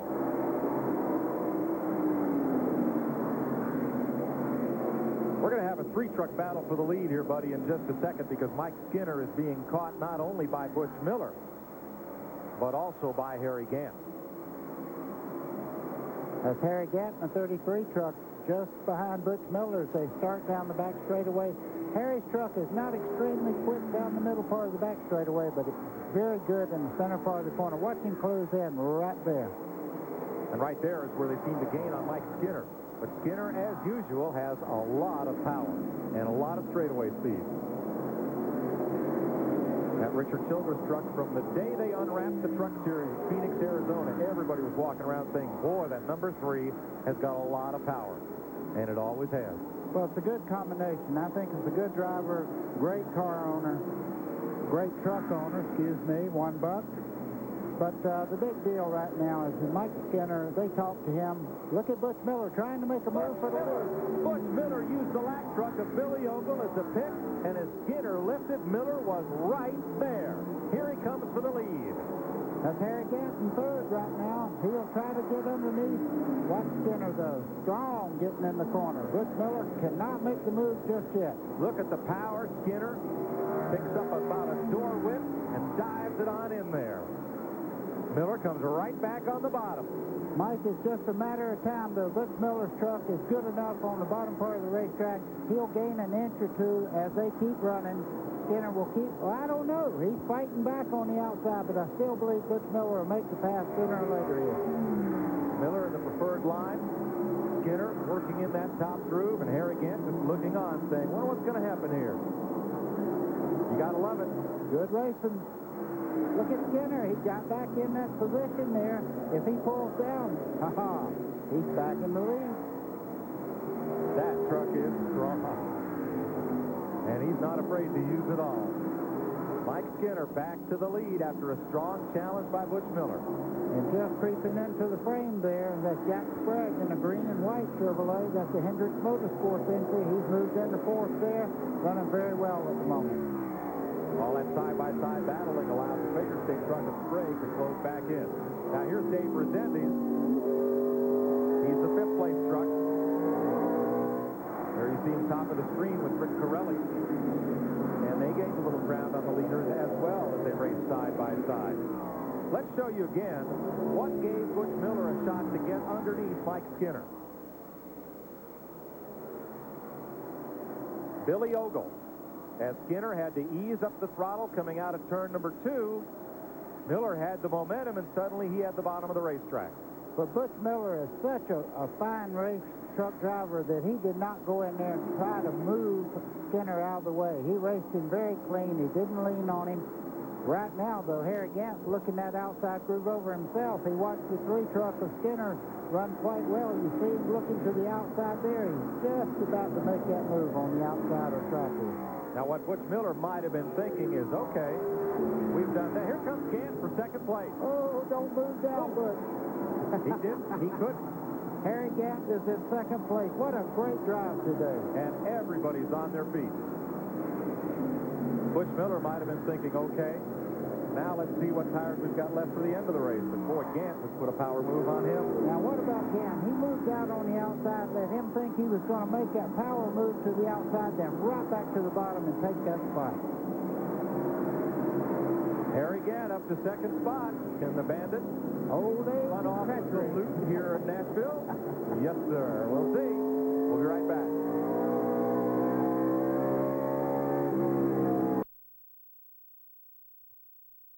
Skinner and took the lead after we went to commercial. He knows this racetrack.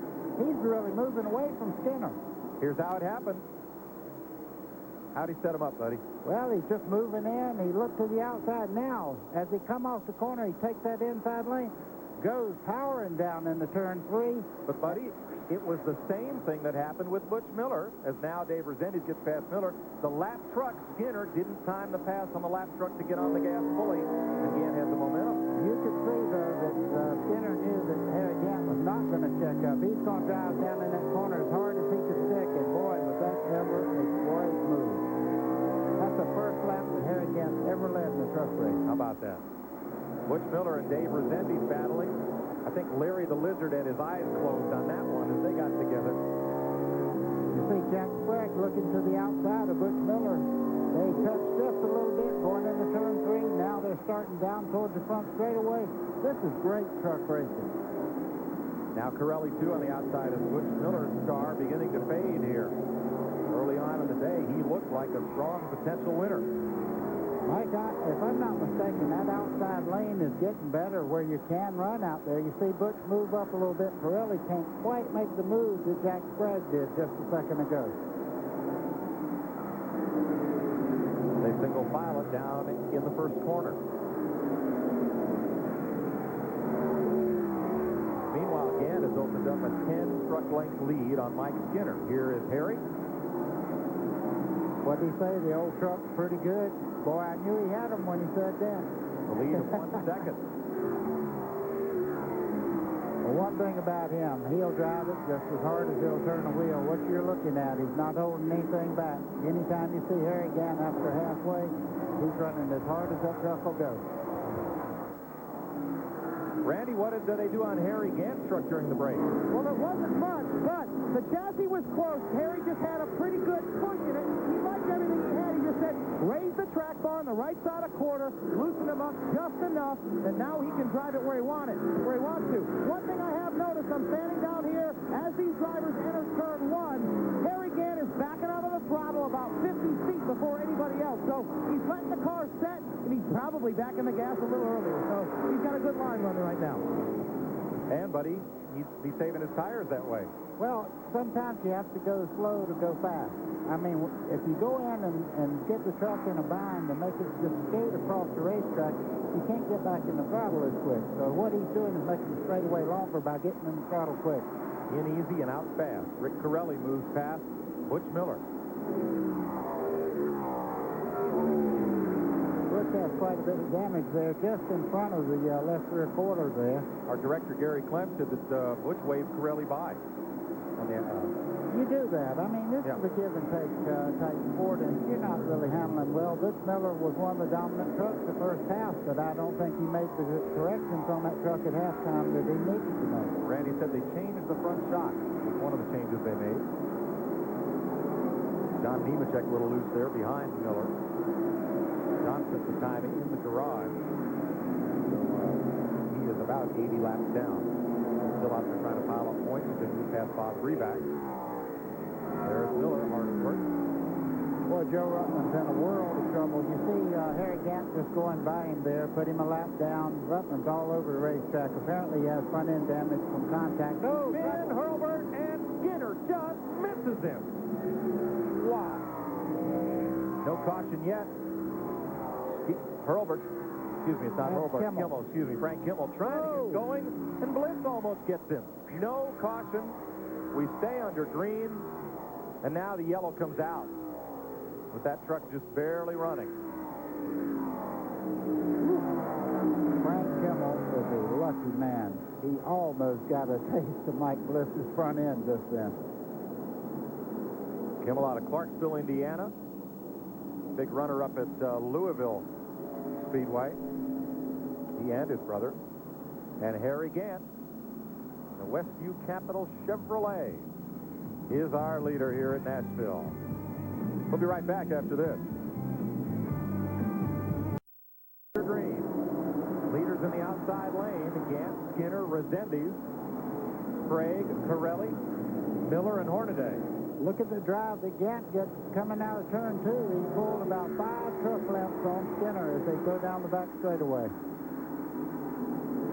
Harry Gant smooth off the corner as Resendiz and Skinner battle for second.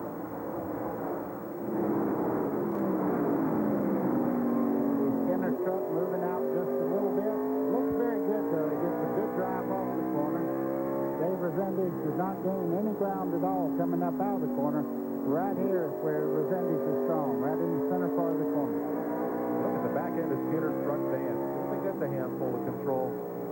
You don't think that's right on the edge of control? Wow. Well, that thing handles good down the straightaway, Well, let's go to Mike Skinner's pit. Here's Randy. Well, there was one adjustment that the 3 team could not make during that break that they wish they could have. Oh, and now we have a crash. It's Mike Bliss. Spun around, caught the back end of the wall, and takes off. No caution out as of right now. Go hard. Nope, we'll stay under green. Randy, go ahead. The adjustment that they wish that they could have made, they think they may have pulled the wrong gear. We saw Gant take off and just blow him away coming off of turn 2. Now the 3 truck seems to be closed a little bit. But they cannot change the gear during those breaks. Very hot under there, but if he had another gear, he might be coming off just a little bit better. Mike Bliss falls to the tail end of the lead lap as Ron Hornaday's been moving up. He passed Corelli, and now he's after Jack Sprague. This is for 4th place. Good adjustments on the 16 truck. You can see right now Hornaday is moving right to the front. Just ahead of him, the battle side by side for 3rd. Here comes Resendiz. Larry the Lizard's got his hands over his eyes. Just enough room on the bottom. Oh, not quite enough. They make a little bit of contact there, but Resendiz, he gives him another little shot. He says, I'm still down here. Good thing both those trucks are black. They don't have to trade any paint. Lap truck Mike Bliss comes after him again. Dives it down in there. Now, here's where he's strong, right in the middle of the corner, and Resendiz will get 2nd spot. There's something wrong with the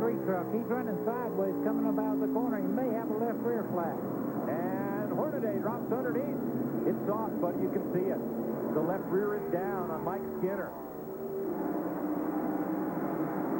3 races in 9 days, and anyone could turn the tide of this championship, and that may be what just happened to Mike Skinner. Boy, he will lose at least 2 laps, maybe 3 on this one exchange here.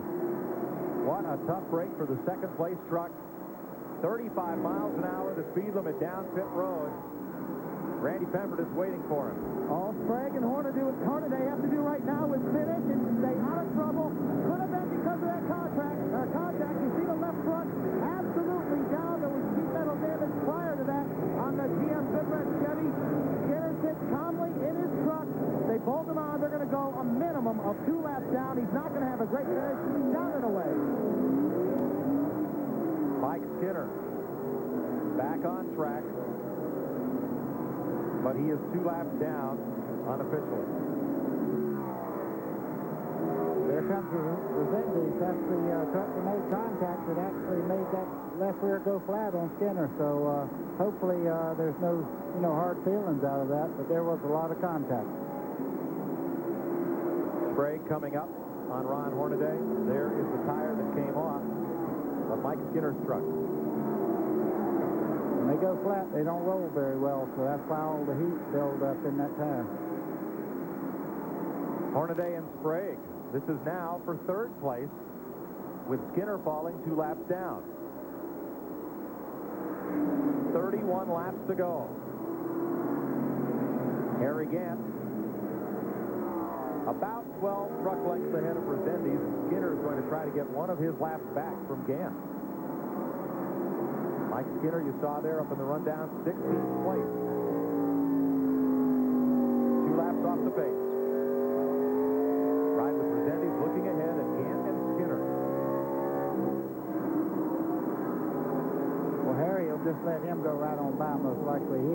Trouble. Keselowski and Bobby Gill had come back into the race. Gill was in that first wreck of the day, and he's in another one. He and Bob Keselowski are tied up at turn 2. Bobby Gill out of Dalton, Georgia, 19th in the point standings in the Nashville Auto Auction Ford. I was wrong again. Harry Gant raced back to the flag and beat Skinner back, so Skinner did not make up one of those laps, but he's down now.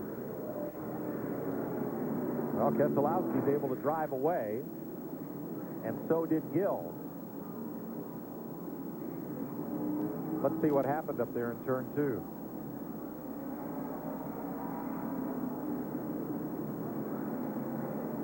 That's Bobby Gill, who was running in 24th at the time of the incident. I don't think he hurt it much. This wreck, it was pretty bad off before this. I wouldn't send it to the auction like that. Oh, you see Keselowski go up to the top part of the racetrack. Here comes Gill. Nowhere to go. Innocent victim of a drive-by spinning. Look at Corelli. He was very lucky to get by on the outside there. Yes. And Gill's going to be real lucky if he didn't shove the radiator through the fan there, but I guess he didn't. Everything held up. They'll put a right front tire on Bobby Gill. He'll get back out there, and we'll get back to racing right after this. Resendiz in second place because on the restart, Mike Skinner drove underneath Harry Gant and got one of his 2 laps back. So Skinner is now 1 lap plus the distance all the way around the racetrack behind Harry Gant. Still, Skinner is in 15th place.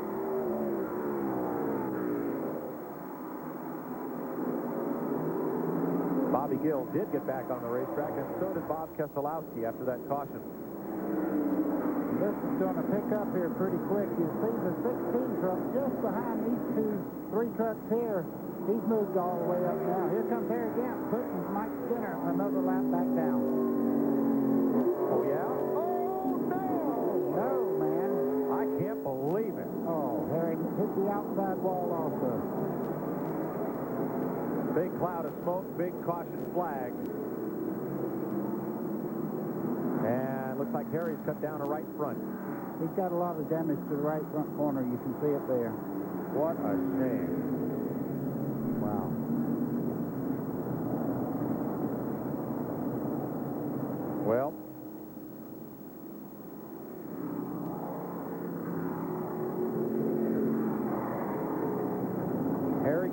on his way to victory.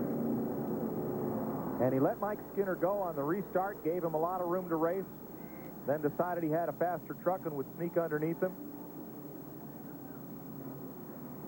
Skinner tried to dive back underneath in heavy contact and a really bent right front wheel. And if the wheel is peeled back that far, how aligned can the front end be? Well, he's got a lot of damage there, Mike. That's such a shame. Harry Gant drove a great race today, and looks like the truck,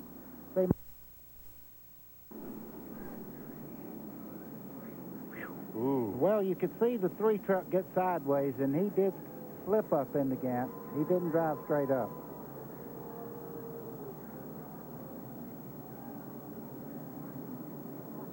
And the starter has the black flag in hand. Let's see what happens here. Here's another look at it. Well, you see the back of Skinner's truck get sideways, and then the front washes out.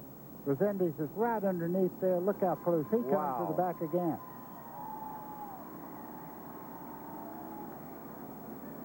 And Harry Gant gets a new right front tire. We'll see how that truck handles. From Resendiz's truck. Yeah. Skinner tried to throw the truck to the bottom, lost the back end, and when he corrected with the front wheels and they got a bite, he was into Harry Gant. Mike Skinner has taken the black flag from the starter, and the truck official is standing to hold Mike Skinner.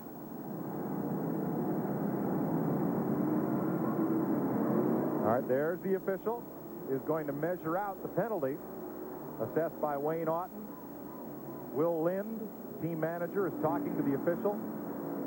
Mike Skinner is there, sitting, waiting, while Randy is in Harry Gant's pit. Randy? NASCAR officials signaling 1 lap down for the 3 truck as the 33 guys try to pull the sheet metal away. Towed out big time on the 33 truck, the right front. Looks like they could work on that a little bit if they can get them back in here. But you'll go a lap down even at the front. We're going racing, Randy. Going racing this time. Mike Skinner, 1 lap penalty for taking out the race leader, Harry Gant. It's not over, folks. 18 laps to go. And Dave Resendiz leads Ron Hornaday into turn 1. Jack Sprague, Mike Bliss a lap down, Keselowski, and Bickle can't get around the lap truck of Keselowski.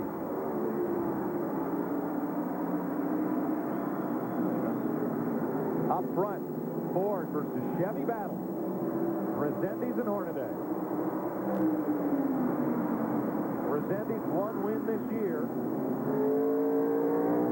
Ron Hornaday has had 3 trips to victory lane. Look at Hornaday get down in that corner very hard. Resendiz, when he picks up the throttle, really moves out. He's running very well. Jack Sprague in 3rd in the green and white truck you see in 3rd place there. He won the opener at Homestead. Did Dave Resendiz driving for Jeff Bodine, but for much of this season, he has been in a little bit of a slump. He's trying to change that today. Yeah, we've kind of fallen behind here a little bit. Of course, falling out of Watkins Glen certainly didn't help us any. I thought we were gaining there a little bit each week, and we got to be there every week, and hopefully these guys will have some of the problems that I've had. That's just what happened. Hornaday got knocked from the lead. Mike Skinner getting roughed up and doing a little bit of it. Jack Sprague got shuffled back a bit, and it is Dave Resendiz's turn at the front. Harry Gant has taken the Westview Capital truck behind the wall. Mike, it looks like Resendiz is moving right on away from Hornaday, but Hornaday's going to have company in just a second because Jack Sprague is moving in on him. There's Rick Corelli racing side by side with Brian Refner. Boy, you can see him throwing that wheel. He's working hard. He's getting right down to the nitty-gritty now. 18 laps to go. Butch Miller inside Refner, a little contact. Oh, Refner fights, but gets it back under control. Butch Miller tries to take that spot on the inside.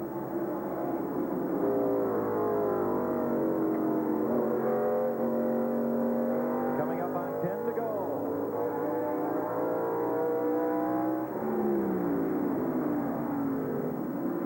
That Miller-Refner battle continues. 6 places at stake there.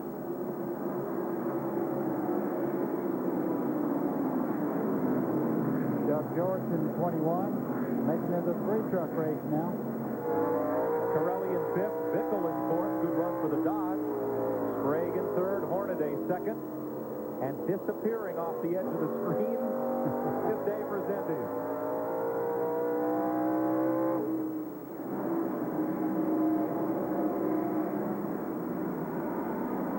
The QVC Kroger number 7. Well, now Hornaday is starting to reel him back in a bit. What it looks like right now is they make a real hard charge and they heat the tires up, and then they have to take a lap or two to cool them back down and then make another assault on them. Jack Sprague moves up a little bit, then he falls back a little bit. Right now the three trucks are very even. Let's go back to the fourth place battle. Rich Bickle and Rick Corelli has caught Bickle.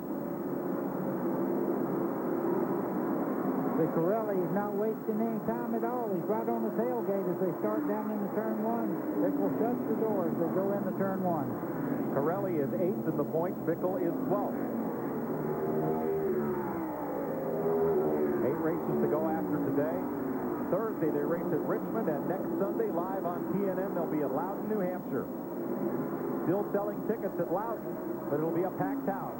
Don't do it! Oh, boy, in the fence. Hard goes Corelli. He and Bickle tried to fit into the same lane going into turn number 1, and both trucks pay the price. Corelli got a hard shot into the wall, and Bickle's truck won't move. Boy, Bickle's truck is torn up both sides. Real tremendous amount of damage there. Look at how far the left front corner was pushed over. Can't even see it. Not a happy camper there. Well, the Cummins Diesel Dodge will not move. And Rich Bickle is not happy. They're going to try to get Corelli back in the race to finish. But it looked, Buddy, like both trucks were trying to get into the low groove there. Well, I'm sure that Bickle did not know he was all the way up to the left rear wheel, and he started across, and they made contact. You can see Bickle in the 43 here, down the front straightaway. He starts to turn down here, has no idea the 6 truck is there. Just a little contact, and around they go. And look at a shot to the wall Corelli took. And Bickle with the driver's door. Both trucks tried for the bottom groove, and they just would not fit there together. Here it is again. Yep. You can see Corelli was hard on the brakes there. He had the wheels locked up, but they had made the contact. The damage was done. Here's what Brian Repner saw. You could hear the rear tires on Repner's truck chattering as he got on the brakes really hard getting in the corner there. Yeah, he had the brake locked up. Rich Bickle has walked away. And a tough break for that Dodge, which looked like it was headed for a 4th place finish. It's not over. We'll be right back. Transportation for this telecast provided by Ryder, the official transportation company for Opryland. Their trucks are in a lot better shape than most of the trucks that are left here. Look at Rich Bickle. The Cummins Georgia Pacific Dodge. They're having trouble getting that truck up on the rollback. I think they give up on it. They're trying just now to move it with just the front wheels off the racetrack. They wanted to move it a bit so the track crew could sweep up what fluids it had dropped. We're going to come up on 250 laps next time by, folks, but another rule of the Truck Series that we like a lot is the race cannot end under caution. They'll go green, white, checker to finish this off here in just a few laps.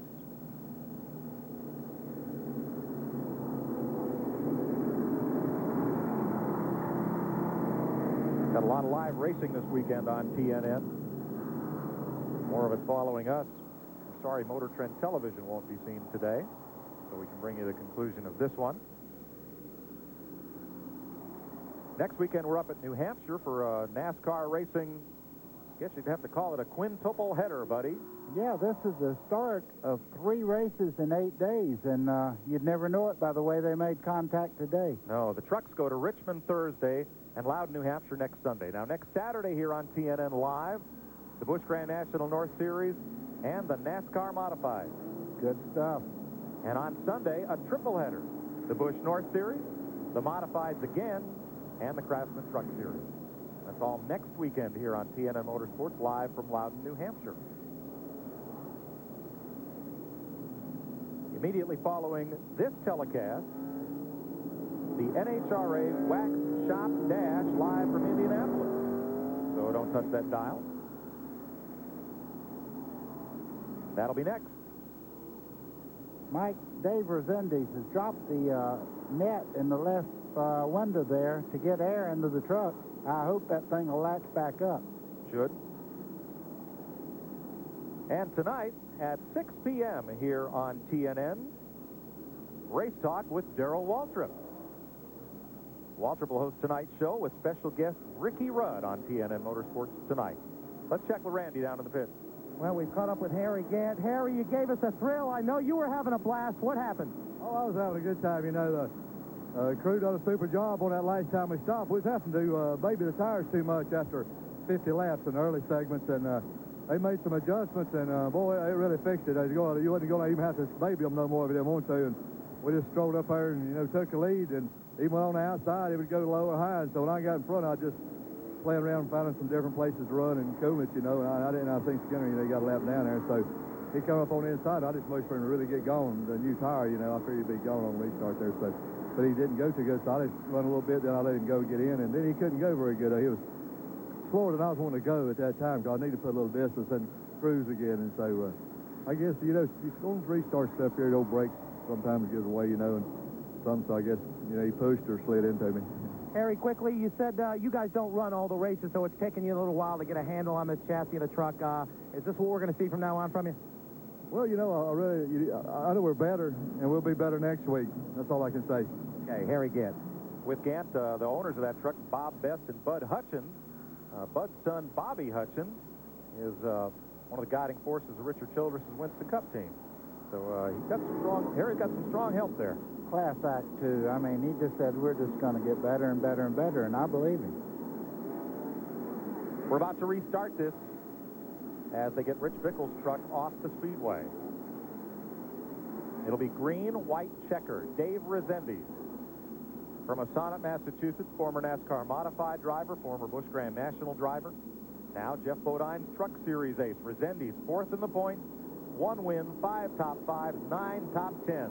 Ron Hornaday right with him. Resendiz pulls the trigger and pulls Hornaday down the straightaway. 2 laps to decide it here in Nashville. Mike, that was a typical modified start. You see him make a little contact there. Hornaday got into the back of Resendiz just a little bit. Resendiz is very strong down the straightaway, though. That looked like a similar restart to the one that Hornaday pulled at Louisville to win in the closing lap. 1 to go. Resendiz Ford versus Hornaday Chevy. Oh, Hornaday tried it, and the front end just slid right out from under him. As Sprague and Butch Miller get together for third, Resendiz now has a 3-trunk lead. Hornaday closes in, diamonds the corner. Dave Resendiz wins his second race in 1996. Hey, give me some oxygen and water, please. Oxygen and water. Good job, David. Good job. Ron Hornaday tried everything, buddy, and in turn 2, the nose just completely slid out from under him as he tried his one best shot to get past Resendiz. Resendiz did exactly what you have to do to win. What a great restart, and then to hold him off like he did. He's a very happy Mo. We'll meet the winner right after this. We'll be right back. Coverage of the Federated Auto Parts 250 on TNN has been brought to you by the new Dodge. We're thinking ahead. And by Duraliner. Beating the leader is up. Look at the top 10. Dave Resendiz, Ron Hornaday, Jack Sprague, Butch Miller, Refner, George, Dawkin, Hensley, Corelli, and Bliss. Mike Skinner dropped back to 16th at the finish. Let's go to victory lane. The Federated Auto Parts 250 is over. Dave Resendiz, you got your second one. Congratulations. Yeah, man. We've been working real hard. We've had a lot of bad luck. but Danny and all the guys, they never gave up. I mean, we've been really pressed hard on them, too, running a couple trucks. And what can I say? QVC, Tanya Tucker Salsa, everybody. I want to send out my condolences to Bob Harmon, and I wish him and all his family, they get through this great race he put on, and it's too bad he wasn't able to be here to see it. But everybody involved, I mean, Bo Tucker was here, Tanya's brother, everybody was here rooting us on. And Bo said, go out and win it for us, will you? We got to sell some salsa. So here we are. We did it. It wasn't as hot as Homestead, but I'm tired. I tell you, it's hot out here. Okay, that's Dave Resendez. He gets a brand new Gibson guitar. Of course, Gibson headquartered just down here from Nashville, USA. He's getting hugs from everybody up and down the line. All the rest of the team's coming over to congratulate Dave Resendez, the winner of the Federated 250. Buddy, a wild show and a lot of carnage, but a great race. Boy, Dave Resendez there at the end, everybody heard me yell. I thought he was going through the inside wall. He was so happy. He locked the brakes up and slid right in the inside wall. Great race today. Stay tuned for the Wax Shop Dash live from Indianapolis next year on TNN, coming up in its entirety. For Buddy Baker and Randy Pemberton, I'm Mike Joy, congratulating Dave Resendez on his win here in Nashville. So long, everybody.